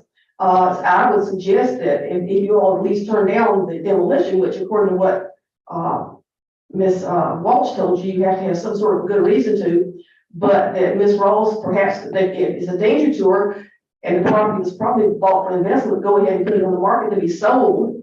The city of Palatka is always looking for more parking space, and they at one time talked about renting the corner vacant lot. I don't remember if they did or not, so there's options other than tearing the building down at this time. And yes, Ms. Ford did own it at one time, and if somebody did live there, he was somebody was like her handyman, and he did live in that little house for a while. And then later, Mr. Beaton is right, I remember the Davis funeral home being there, but I think Masters, a little bit later, Masters was in the small building and used that as one of their offices, and then they had caskets and stuff. And of course, the question is, what might be going to be put on that property if you all have it torn down, which you all probably don't need to think about, but it would be a historical question, because anything that would be built on there to replace it, as well as the property that you're going to look at next. It's a whole slate of property facing the river. It's very expensive property, and there may be some future development plan that would be or might not coincide with the historic district development plans. Thank you. Thank you very much. Would anyone else? Thank you very much. Would anyone else like to? Yes, sir. If you write your name and address for the record, please. And by the way, I would like to keep this agenda item separate from item E. Let's take one thing at a time, if we could, please. And thank you. Absolutely. My name is Ralph Lemus. My permanent address is 889 Lake Mary Drive, Alphont Springs, Florida. I'm currently staying at 265 East Penile in Palatka, which is a property that my wife bought. I also own the property in Palatka. So we have a connection to Palatka. We love Palatka. I love the history of Palatka, and not everything that's historic or of historic character has to be from the 1800s. I came here primarily to speak on the item E, but when I saw the picture of the garage up there, I was surprised and shocked, because I think it's an adorable building. And it's obvious that it has historic value. The 1930s, the 1940s, the connection with World War II is significant. The connection with a historic funeral home with horse-drawn hearses or otherwise, to me, is significant. And by coincidence, I was shocked to see the building, because my son, who's an artist, has painted that building. Of the two buildings that he painted in Palatka, he picked that building as one representing the beauty and the architectural character of Palatka. And he loved that paint, and it sold at an art show, I think probably the last one. So it is quaint, it is interesting, it's historic. I am confident that somebody would want to buy that particular property. I might be interested in buying that property. That was my next question, Mr. Loomis. You might want to speak to Ms. Rawls. I'm going to ask for your phone number afterwards, but I think the demolition request should be denied. The safety concern, there are ways to secure a building. Padlocks are one, better windows are another. It can be secured. And if somebody's around there, call the police. Thank you. Thank you, sir. Would anyone else like to speak, or should we close the public comments for now? Okay, seeing that we will close the public comments. I realize that we're not comparing apples to apples here, but what any demolition within the city limits of anything that is historic, I always come back to those wonderful art modern apartments right across the street, matter of fact, from this property that they tore down, because big plans were afoot to put in a recreational center for youngsters in the community, and this is what we need to keep kids out of trouble. And the apartment buildings went down, and I don't remember how many years ago that was, but we still have a vacant lot. I don't care for demolition. When we acquired the property next door to us and there were a number of shacks on it, which were literally falling down, we still went to the city and said, what do we have to do to be able to take these down? They weren't historic and it was fine, but you just can't put it back after you take it away.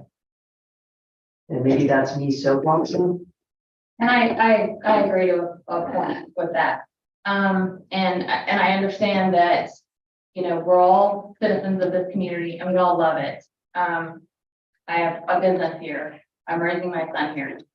My mom moved here to retire. I wasn't gonna start. But I'm gonna talk about both of these properties.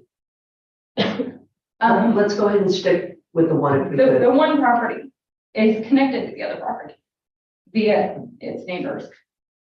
I would like to do a legacy building. In my mom's name. And have it for the rest of my lifetime for something for me to pass down to my kids. And this property, yes, I can design something, and yes, my husband can build it. We've designed several properties in the city, in the historic district, and we built them, and they've been approved.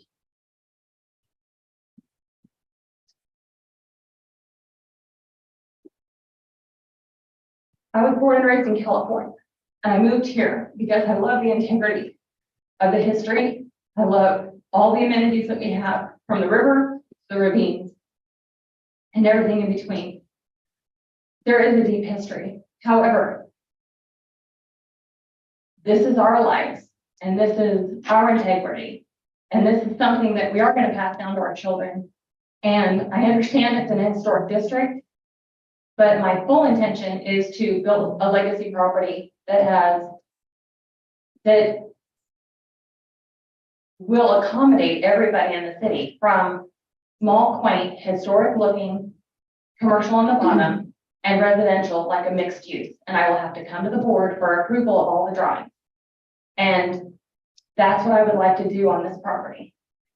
And thank you very much for sharing with us, Ms. Rawls, and please correct me if I'm wrong, but we're not here to talk about your plans for the Right. future, however noble or wonderful they may be. We're here to talk about an application for demolition. Right. And part of it is, you know, if it's not going to be demoed, I'll figure out a way around it. However, it, you know, cost per square foot.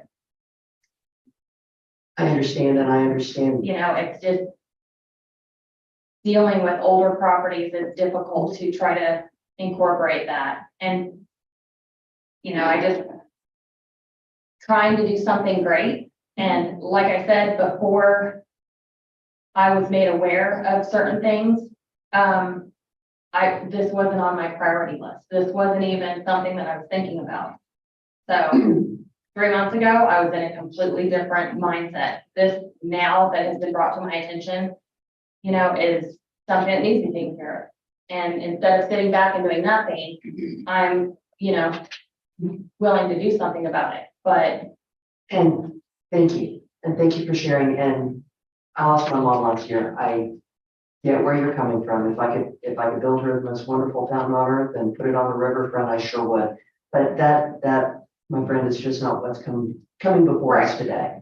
So thank you for letting us know where you're coming from on this. It always helps to have a little bit of insight, but I think at this point, perhaps we should direct back to the board and get some discussion going and thoughts. Does that make sense? Would someone like to start?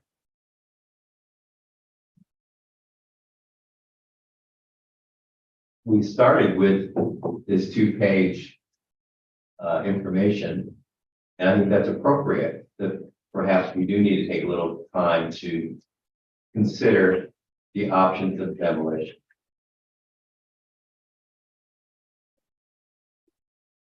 Thank you, Mr. Jefferson. Other board comments?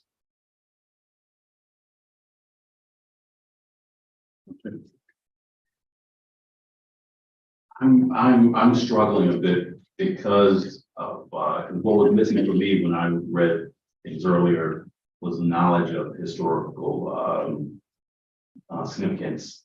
And given that it appears we don't have a complete picture, we were just going from fantastic memories of some of our citizens here. Does seem to be some, and my heart, goes out to you with what you just shared.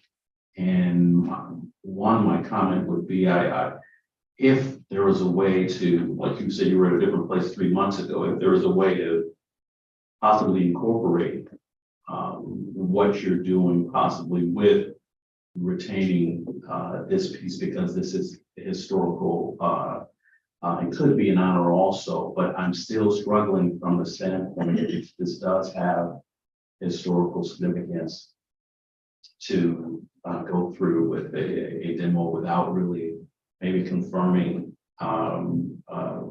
more and going through what we were just given in this section of the code.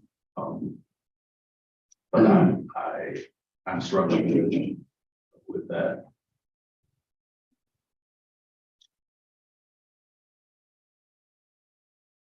Mr. Beaton.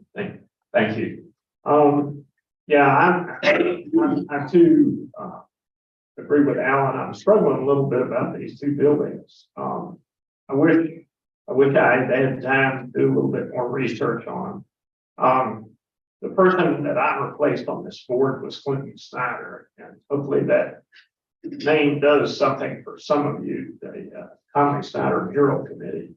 And Mr. Snyder said during his time on this board that over 50 structures were demolished inside the city of Palatka that were over 100 years old. And you can't bring any of those structures back again. And I think, I don't see the urgency in destroying these buildings until we know just a little bit more about them. And I would like to, if there's no further discussion, I'd like to move that we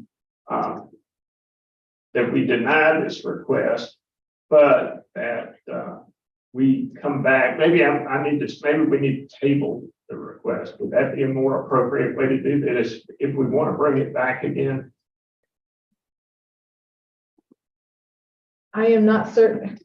I apologize, I am not certain about that. I think that a reasonable amount of time for delaying a decision is appropriate. If there is any ambiguity on the board, I don't have a problem with that at all. I think it's a wise thing to do if that's the wish of the board. Okay. Well, I'd like to move that we table this case until a time certain of our next meeting, and to give us additional time to look into the history of the buildings and possible appropriate reuse of the buildings. If there's significant, if we find significant value in the history of the building. We have a motion. Sorry. I'm sorry, Madam Chair. May I also add that I will not be here next month at this meeting. I've got another obligation. I'm sure that there are other people that can fill in for me, but I just would like to make you aware of that. Thank you. And I don't believe that we should hold the applicant up because of that, if indeed someone else could take the place to help us. We have a motion on the table. Do we have a second? A second. Thank you, Ms. Pierce. We have a motion and a second. All in favor, please say aye. Aye. And opposed. Yes, ma'am. Madam Chair, just for the record, in the code, it talks about if you postpone a demolition, consulting with the Putnam County Historical Society. I know Mr. Beaton is the Putnam County Historical Society's representative on this board, although I know that there's board members on this board as well. Is it this board's direction for Mr. Beaton to go to the board of directors on the Historical Society and research more as per the code? I think that sounds like a good plan of action. Would you agree, Mr. Beaton, Ms. Pierce? Does that require a motion, Ms. Walsh, or? I'm not familiar with this, I apologize. Actually, it says, approval of the plans for demolition is required by considerations of reasonable justice, and you are to issue an order postponing demolition for a period of not to exceed 3 months. So I think I may have misspoken previously. That is if you approve the demolition. If you deny it, there is no direction in this code to also issue such a postponement. However, I don't think that it's an unreasonable idea to do so. I sort of feel that given our conversation that is appropriate. If both would take it upon themselves and then get back and be able to report at the next meeting. Because we do want to more carefully consider this, but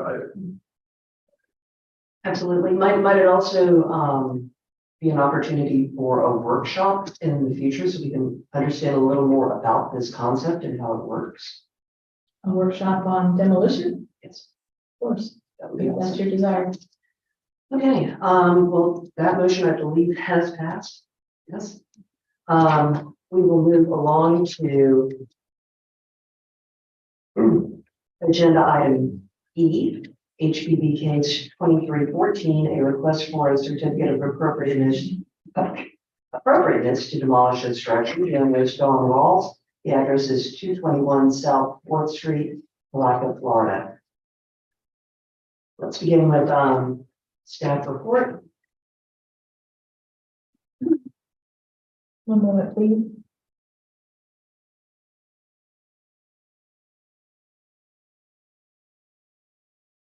Okay, as you already know, this is a request for demolition of this project, of this property. And I can give you some background according to what was found in the master site file. And then it says in 1852, the lot where the Sanchez Peterman home sits was conveyed from Isaac Bronson to George Brush, a black man residing in St. Johns County.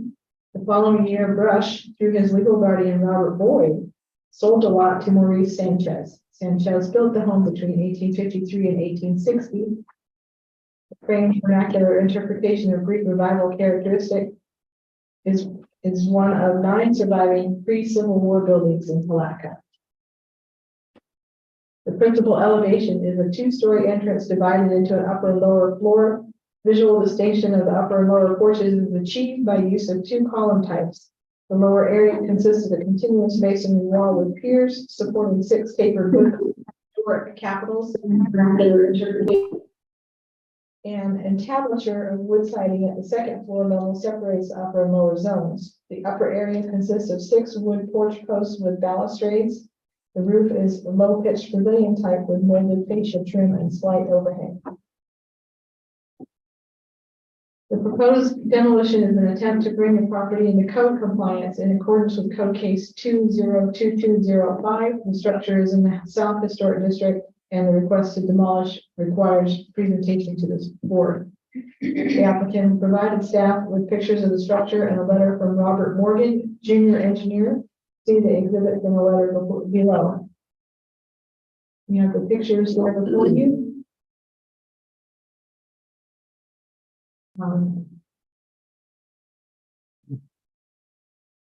Thank you. I also would like to share that we have received a couple of items from citizens, various citizens regarding this demolition. One of them was a subsequent report from Mr.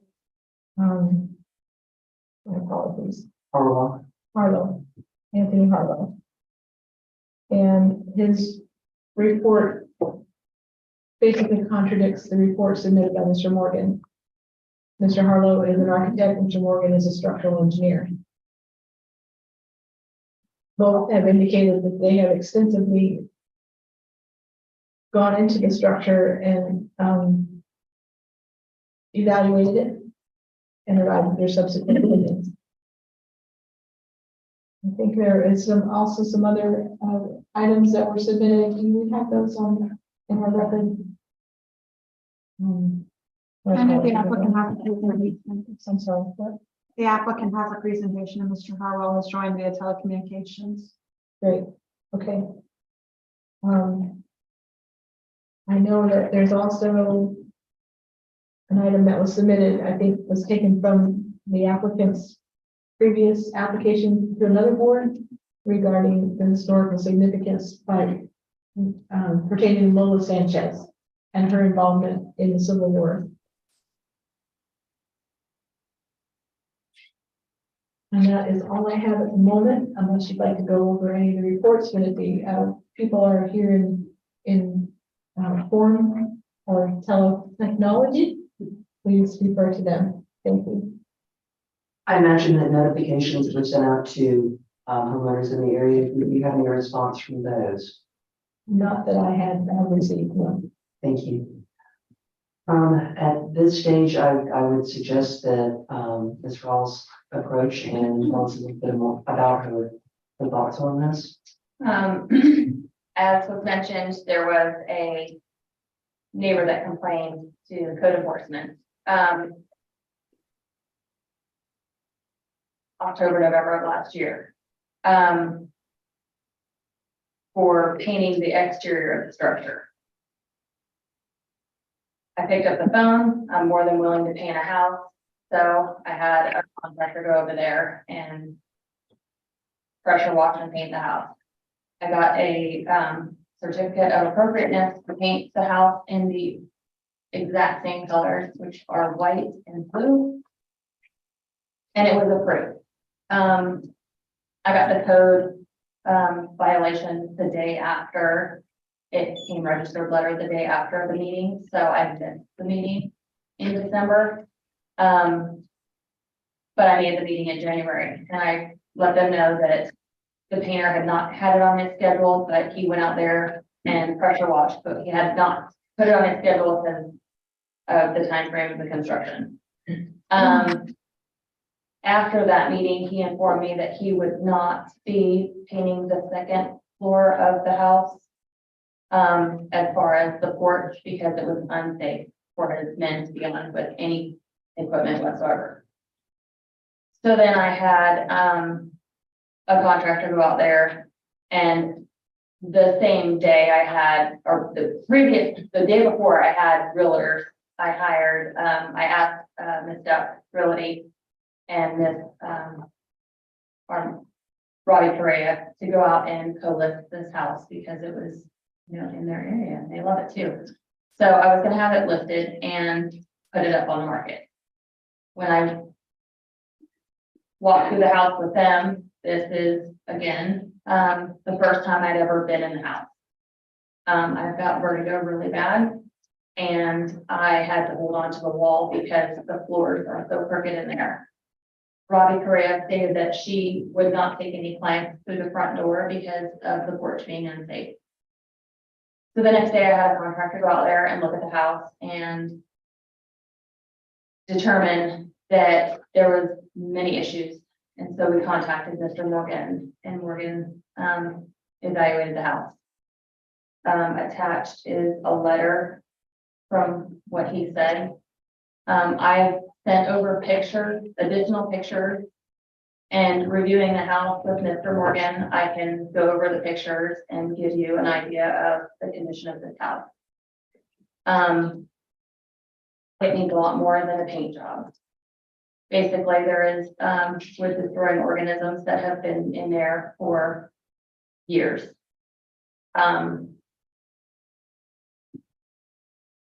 The house should have been painted at least 10 years ago. I don't, why it's coming up all of a sudden, I have no idea, but all I can say is it was impeccable timing. When I was approached by the neighbor to paint the house, I was burying my father. And then it was the holiday. So I asked for January, just give me a few months, and they couldn't force me. So Palatka has not been so friendly, and I'm really trying, but there's only so much a person can do.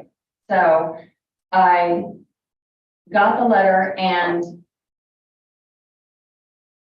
I understand that it's an historical house, but the contractor that is living in the house was supposed to, there was an agreement on the house that he would be maintaining the house and, you know, keeping the house maintained.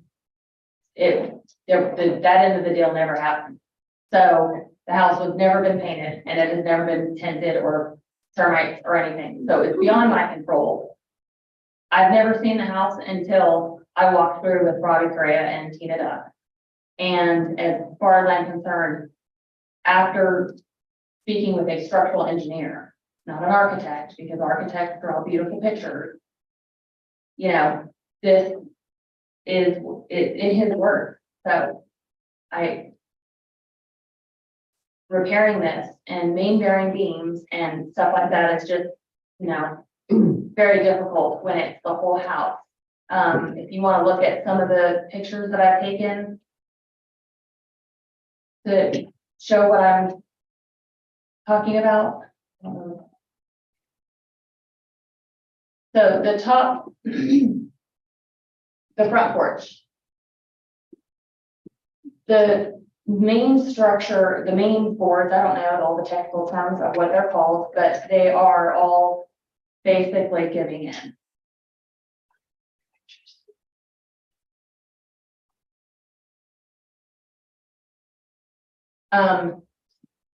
This angle is the upper posts are not, the roof load is not on any kind of posts. Basically, the second floor and the first floor should line up. That load is not going, when you have a load, you have a roof load, you have a floor load, and then you have all the walls and windows and doors, and it should all go down to a post on the ground. None of those posts line up because the weight of the roof is pulling in one direction, and all of the beams and everything are just crumbling because of the wood destroying termites. May I just ask a couple of quick questions? Did you say that someone was living in the house? Somebody is living in there and Okay. they are not paying rent. They haven't been paying rent. My mom is stage 6 of Alzheimer's. So I had no idea that the house was in the condition it was in. You inherited a number of properties from your, Yes, I did. And unfortunately, they all, there's issues with a lot of them. And I've taken the responsibility and I have done my very best in liquidating them and getting them to people that will do something with them. And I think I've been very successful and I think I've done right by the city, and the residents that live here. I don't want to sell these properties. I absolutely don't. But to hold history in is one thing, and to rebuild is another. And I love history. I love all the stories, but this house is unsafe. And right now is having somebody live in a house that's not paying rent is something that I inherited. So now I'm going to have a legal action if I'm trying to be friendly and not go, you know, to the courthouse and formally evict him. I'm not that kind of person. He said he needed until after Easter, so have after Easter and move out. I apologize, but my question was to be that this home is uninhabitable and it needs to be demolished if someone lives there. Correct. I thought I had misheard you. No, you didn't. Without divulging the full history of how my mom acquired the property. She didn't acquire it on a hateful way. She acquired it to help the person out that's living there and his family. The agreement years ago was known, well, he's gonna maintain the property and everything else. That never happened. And it's not like he invited us over or anything to look at the house. At the risk of sounding horribly insensitive, and believe me, I'm not insensitive, I'm incredibly sensitive. What we have before us is an application to demolish this structure. What I don't believe anyone in the room probably wants to do is spend the rest of the evening figuring out how to get out here. Okay. So if you could. The structure is not, it's not structurally sound. I have given a letter from the engineer, and I can go over what points I can make regarding what he's talking about in some of the letter, so you can see where the house is and what condition it is in. So I was going to go through pictures and show you that, you know, all of the columns, if you stand on the side of the house, don't line up anymore. They're all falling in different directions. They don't line up from top floor to bottom floor, so the load is unbalanced. The front beam across the bottom floor between the second floor is caving in. You can slightly see it in that picture.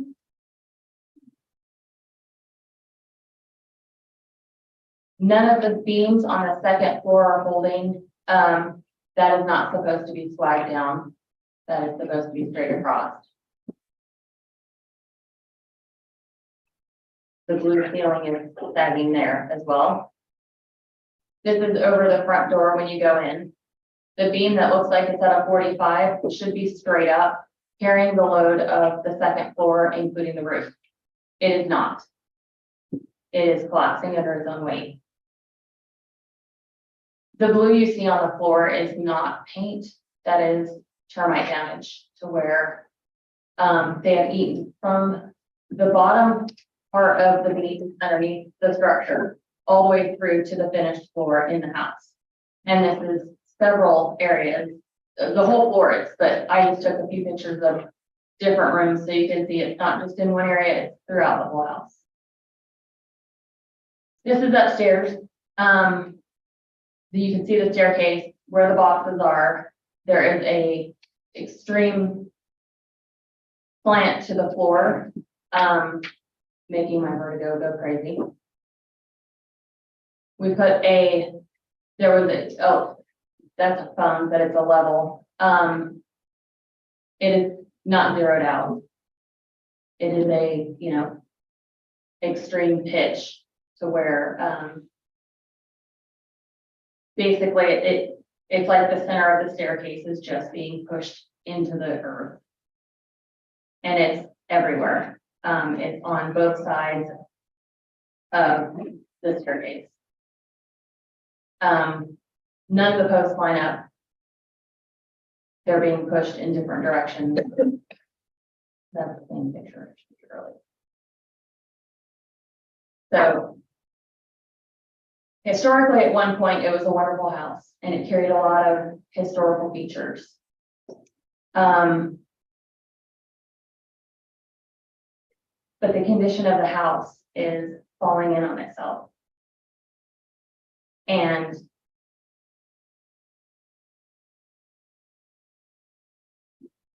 that is why I'm here today, to just, before it falls in, you know, to demo it.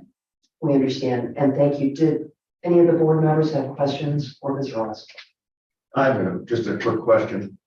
You got some structural engineer to come in and look at it. Did you get any contractors come and give you an idea of what it would take to My fix it husband up? is a contractor. What do you say? Said it would be extremely expensive because you are taking one member out at a time and you are balancing, like holding the rest of building a structure that has to hold the weight of the structure without you taking one piece out and the rest of it collapsing is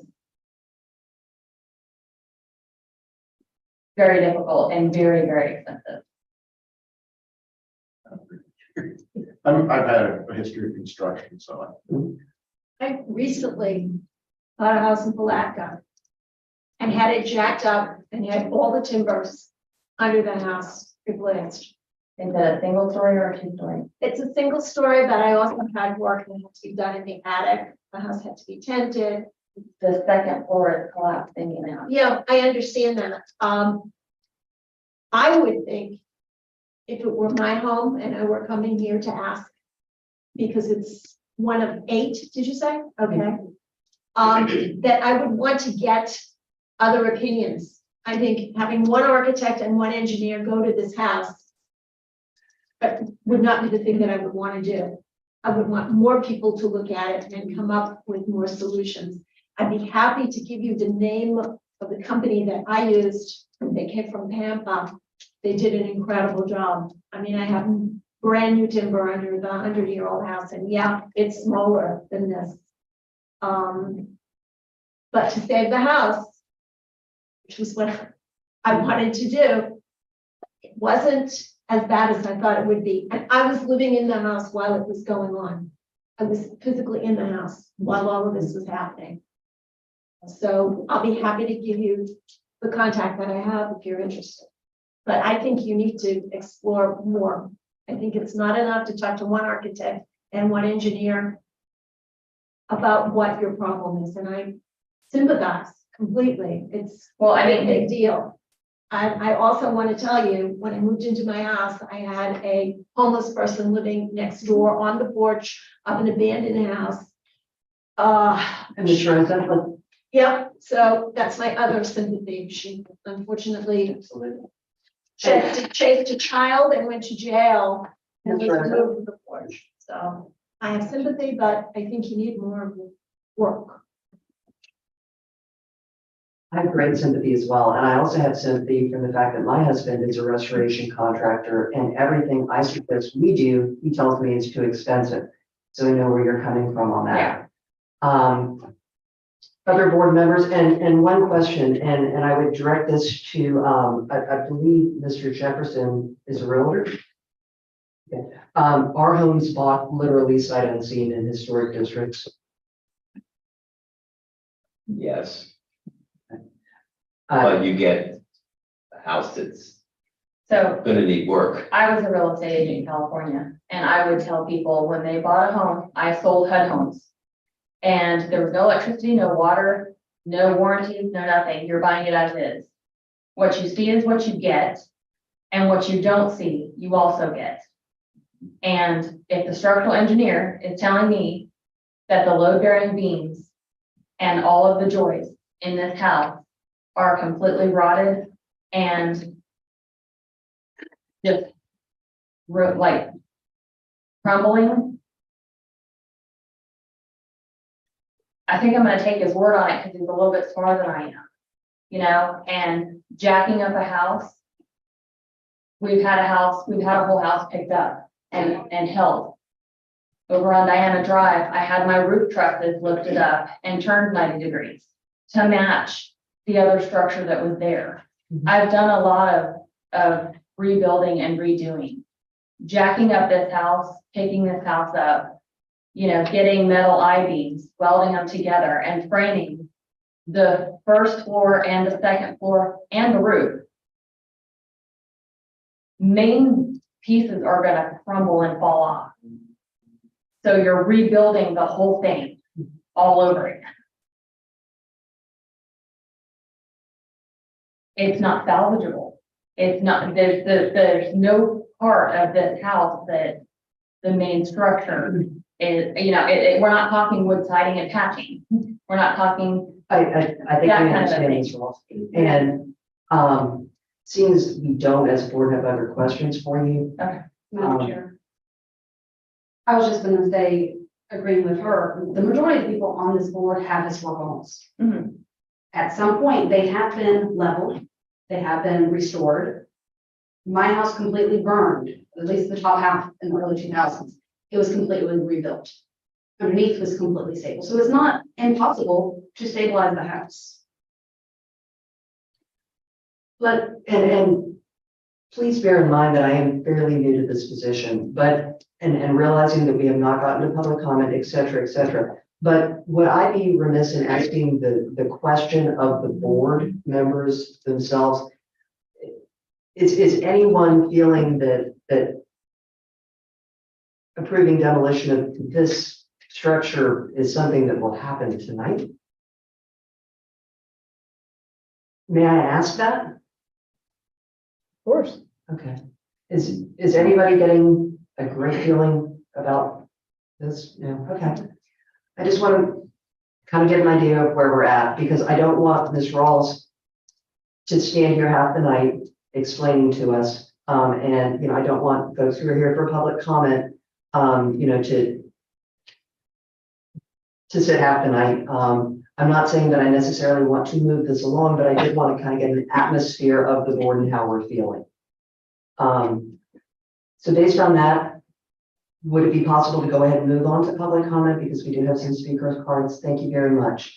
Let's go ahead and open the public comment section. And what I would ask is, if you would please, if something has been mentioned once or twice, I'm not sure if it needs to be mentioned a third, fourth, or fifth time. But let's go ahead and start with Mr. Lemus. Thank you, sir. You need my address again. I believe we have it. All right. I'm opposed to the demolition. I did not expect to be here as a semi-expert. I'm an attorney. I know a couple things. I've been an attorney for almost 43 years. It seems that there's a problem with a tenant. Used to be one of my expertise. If the tenant is causing a problem or impeding the restoration, the tenant goes. I also know that if the tenant is living there, it is by definition habitable. So if there's some deflection, that's a problem to be corrected. Over the last 43 years, part of what I've been doing is construction litigation, defect litigation. I've consulted with Al DeBonis of the Wood Institute, Byron Lamont, Florida entomologist, two of the premier names in the country. I've hired more engineers and contractors than I can shake a stick at. There is no house made of wood that can't be repaired. I know of instances where houses, I'm talking about brick houses, have been moved. I think it was across a lake to be restored on a new spot, and I believe that was in Winter Park. There is no house that can't be shored up, salvaged. There's different types of mechanisms by which they can pneumatically level a house. I forget the technical name for it, but this is a house that should be saved, and it can be saved. Thank you. Thank you very much, sir. Ms. Garris?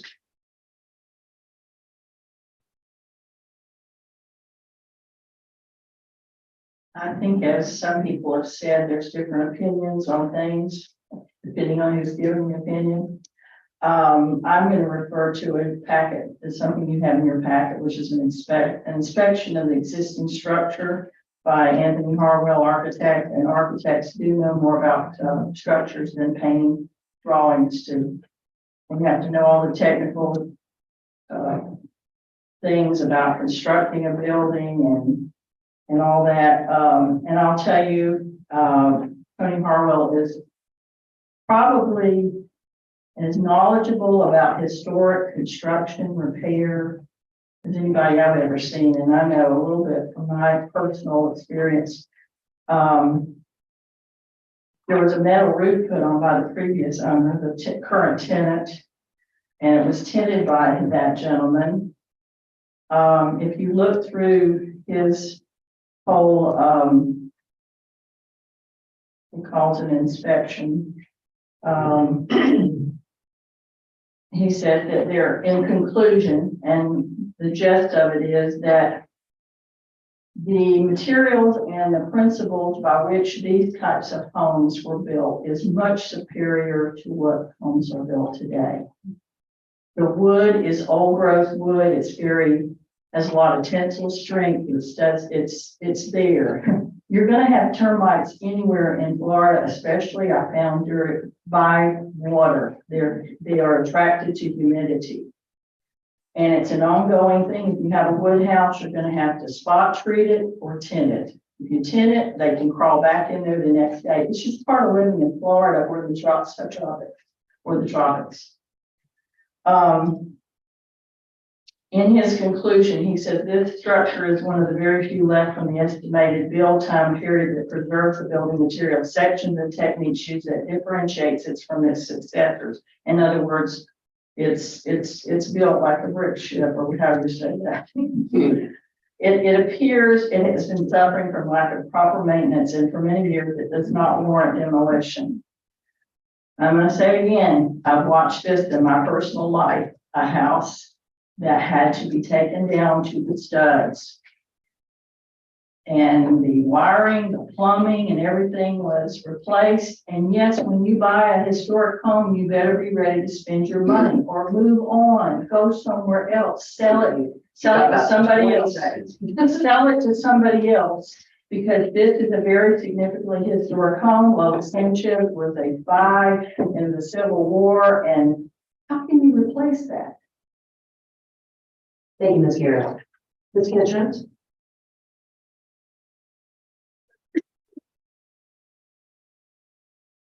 I live with Kitchens, 1027 South 12th Street, Black, Florida. I sympathize with Ms. Rawls. I live in a house built in 1876. I had it jacked up behind you. My house movers in 2006. They asked me when the house was built. I asked them what they think. They thought it was built in the late 50s because all the timbers under the house built in 1876 look brand new. I personally would like to see photos of the underneath structure of the house to confirm that every cell is rotten, but that's neither here nor there.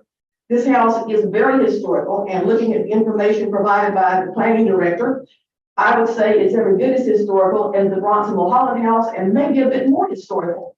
The Bronson Mulholland House was built in 1853. This one was built in 1854. This house was built in 1853. Judge Bronson built the Bronson House. Judge Bronson sold this property to a black man named George Brush. That brings into black history. The Bronson House was occupied by the Union Army during the war. This house was occupied by a Confederate spy during the war. So this is a very historic house. And if it had not been a codes violation, I don't think we'd be coming here today for you all to talk about demolition. So I have a couple of recommendations. First, I would ask you to agree with the staff and not demolish the house. I would further ask that you recommend to the city of Palatka Commission, it's going to the commission, that you recommend to them that they give this house the same opportunity that they gave to Central Academy of all cities blacklist for now. Central Academy is a pile of rubble. I have no problem with it being preserved. This is the Black Daily News for the record. There's what Central Academy looks like. It's one wall and a pile of rubble. The city took it off the blacklist. I would ask that you recommend to the city that they remove this house at least temporarily, because it's super historical. It doesn't have black history. A black man owned this property. He very well might have built this house. And so that it ties with black history, it ties in with Confederate history, it ties in with Florida history. It's a very important house.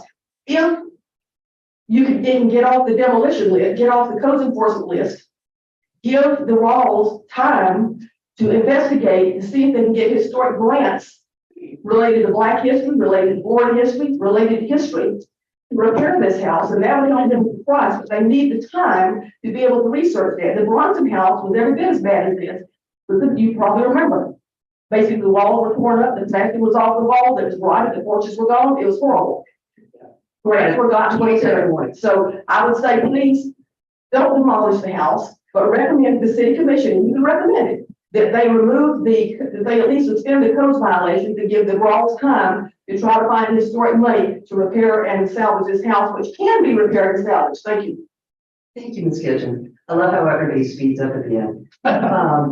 Do we have anyone else who would care to speak to us in public comment, or with a differing perspective than what we've already heard from the majority of the audience? Madam Chair, if I may, Mr. Anthony Harwell is on via Zoom. I know his report's been referenced a few different times. I don't know if you wish to call upon him to speak. Obviously, he hasn't filled out a yellow speaker's card because he's in Zoom land, but I was under the impression that because we were given a copy of his analysis, and also because it was addressed by Ms. Garris, that we had heard from Mr. Harwell, either by reading his report or by listening to Ms. Garris. So I hadn't intended, but if you think I should, I will. Just on your nice note. Okay, well, I believe, have we all had a chance to look at this analysis, the same as we had a chance to look at the structural analysis that was brought to us by Mr. Rawls? Okay. If Mr. Harwell has something different or new to tell us, then I would welcome his comments, but we hear you loud and clear, sir. No, I have nothing else to add. It's all in the inspection report. Okay, thank you very much. All right, hearing that, let's go ahead and close the public comment section of the meeting. All right, ladies and gentlemen, we have a request for a COA to demolish the structure, something that we've all said is not a decision that we're comfortable with on any level. I personally had already kind of made a note that perhaps we could ask code enforcement to just back off and let's see what we can do to make this entire situation a little bit easier on the Rawls family. With time being of the essence, obviously. I thought that was a great idea, and it was further evidenced by Ms. Kitchen's comments. I agree that One comment for code enforcement, I had until April, their next meeting to come up with a decision on painting the house. okay. So I'm sorry, did they already suspend? They gave me an extension till April, Okay, and what was that extension given? January, Okay. So we would be asking code enforcement for but I couldn't get on last month's agenda because it was already too late. an extension. Well, you know what? It's worth trying. Yeah. So I tried. Yeah. I'm not dragging my feet by any means, but I appreciate Allegra Kitchens for putting that out there because I didn't think that was an option for code enforcement to, I don't know, close the case or back off the case for a while so I can figure out, because it doesn't just mean painted. And it's kind of ridiculous for the historic society or South Side to ask me to paint or there's so many other different issues. when there's other issues. I totally understand that. And I also understand through purchasing a property that had extensive fines through code enforcement, that you can always go to them and say, look, we happened on this situation. We did our best. We came up with a solution. Can the fines be waived? But I cannot suppose what the code enforcement board might do because we're not them. But I think that every single possible avenue that we can try, whether it's once, twice, or 5 times, needs to be tried again and again. And, if there's some kind of a grassroots thing where we all say, that, this house is important. Yeah, and if we can make a suggestion for it, I think they would be open to hearing from you guys more than just the person who's getting their hands slapped. Absolutely. Thank you, Ms. Rawls, for clarifying that. Board, where are we on this? Where are we leaning? Madam Chair, I actually had a question for you. Ms. Rawls? Ms. Rawls? Because what I'm thinking is, yes, I'm not in favor of demo. I would recommend that you get multiple experts to evaluate this further if you are continuing to think through and consider coming back or appealing or from because you have that right to from what decision that we make. But are you willing to dig further to understand? I think Mr. Rosa had made. Yeah, I'm willing to get another, a couple other opinions. As far as the house, it just seems like everything is, I'm not leading my own, cart. I'm being pushed into this because, Right. Because once go to so it's like enforcement gets involved in the timetable and and their letter is pretty friendly. It's you got 10 days to just start finding it. Thanksgiving and Christmas. It just feels like their hands are around my throat and they have a job to do. They do have a job to do, and I appreciate it. They can be sensitive. Yeah, and they've been very, very sensitive to it, and they've worked with me very well, and I would like a little bit more time to, reassess what I can do. Because I want to understand. yeah, I'm willing to work with, things, and what I'm not willing to do is I'm not willing to, just be shoved into something and be forced to fix up a house when, I only had time to get one person out there, Okay, thank you very much once again. Board members, where are we leaning? Mr. Beaton. Madam Chair, I'd like to go ahead and make a motion and if someone wants to make a second motion regarding the issue about code enforcement, but my motion will not contain that. Madam Chair, I'd like to move that the board deny the request for demolition of the structure at 221 South 4th Street, primarily based on information in the Florida Master Site file about the historic significance of this structure, it being one of the very few pre-Civil War structures still left in Palatka, and a significant history of the house, which reference to that appears in several well-known historical books written on Civil War history in Florida. Thank you. We have a motion. Do we have a second? We have 2 seconds. Who would like to? Thanks for your seconds. We have a motion and a second. Do we have further discussion amongst the board?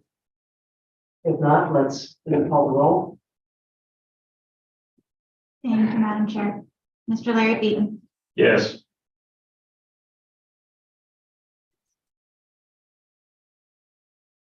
Mr. Chris Hollister, Yep, yes. Mr. Timothy Jefferson, Yes. Ms. Brianna Pierce, Yes. Ms. Mary Jane Rosa, Yes.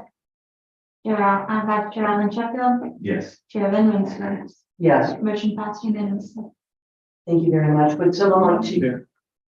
Madam Chair, I'd also like to move that we request that code enforcement suspend any further penalties to give the applicant time to do further research and come back with a plan as to how she would proceed. Given time. Yes, by our next meeting or. Let's give it 2 months. I'm not really sure what code enforcement schedule is, and it needs to be noticed and et cetera, correct? Yes. Madam Chair, I'm not certain, I'm pretty sure we can't ask another board to take action. Okay. I think that we could give the applicant time to request it, but we cannot direct another board to take action. Can we come up with a cheerful little letter saying, hi, we're the historical board, and we're hoping that, you can help us out with this? Can they make a recommendation? Well, Ms. Walsh, let me approach it this way. Because this board is requesting that the applicant go back and take certain actions before we can further deliberate and make a decision. I'd like to make that recommendation. And they have to make the call whether they want to do it or not. But I still think it would be appropriate. If we've asked her if she's doing something at our request and that we know it's going to take time to have the clock or the cash register continue to churn, I don't think it's appropriate. But like you said, they have to make that call, but I'd like to see if we can make that recommendation. I don't know what it is. If we can, we'd like to, and if it's not appropriate, then. I don't think it's appropriate. Okay. I don't think it's, I understand what you're saying. You have motions to deny and approve that denial for demolition. Yes. That stands. Okay. The code enforcement is a whole separate board, a whole separate issue. Okay. And that would be between Ms. Ross and code enforcement. It's not a code I'm enforcement board. not really sure if we can, after the fact, open up to public comment and I have 2 things. I'm sorry. I got a nod. Can we keep it extremely brief? Yeah.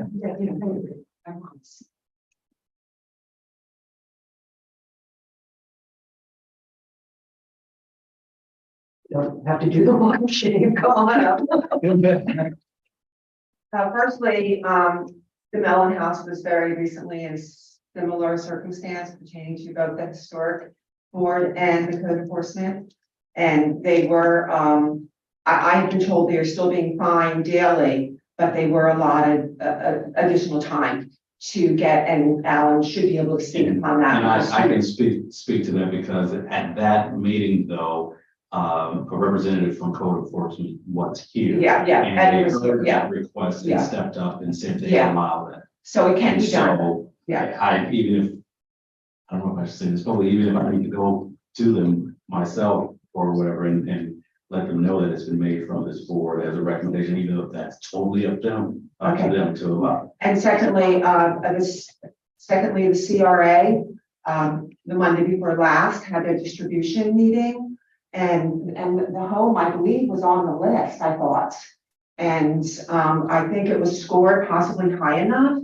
It was not scored high enough, or it wasn't on the list. I'm sorry, I attended that meeting and I really thought that house was on the CRA distribution list. I'm sorry, Ms. Roach, I did not hear the question. Okay, All right, so what you're saying, Ms. Roach, is there are other possible avenues. Yes. The CRA did give them a high enough score to possibly be considered. And Monday is the CRA meeting, and I thought that house was on that list. I could be misspoken, but I was at the meeting. I'm not familiar, I've not been involved in that process, I can't. Okay. But you might want to look into that. The grant, are you referring to the grant from the? Yeah, ladies, yeah. Okay, thank you. Fantastic. I'm so sorry. You know what? No, let's, I need to clarify something that you all made a mistake on. okay. But it's, oh, Now, please understand that, we're not really sure any longer why we're here.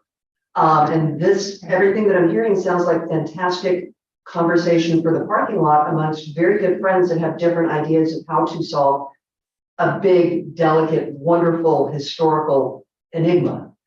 And I don't feel like we need to keep staff here for this purpose or the board here for this purpose. So if it's okay, so I don't want to let her to the editor because I already got called in the morning. Commission anyway, I just wanted you all to do something and you did the opposite of what I suggested. I don't think you understood what I said. I was trying to clarify. That's okay. It's no problem. I don't need you. Thank you. Thank you, Ms. Kitchens. Appreciate it. Sorry about that. No problem. Okay, I believe we've satisfied to the best of our personal ability tonight that particular agenda item, and that brings us to agenda item 5, staff comments. I have none. Madam Chair, I know it's getting late. I had predicted 7:30. I didn't know how accurate I was going to be tonight. Ms. Walls, could you give us any kind of update about anything you've heard back from the contractor about the new historic survey? Yes, I can do that. The contractor staff has been out surveying the neighborhood. They have completed the North Historic District and they should be about, I think they said, as of Tuesday, they were about 25% of the way through the South Historic District. Super. So you're making good progress. Back to, I don't know if this is even appropriate now, but back to the code enforcement thing, I don't think it would be inappropriate for the board to express support for the applicant to approach code enforcement with that request. I think that would be wonderful. Do we all agree on that? Yes. Fantastic. Thank you very much. Seeing no other business, and before us, our meeting is adjourned. Thank you.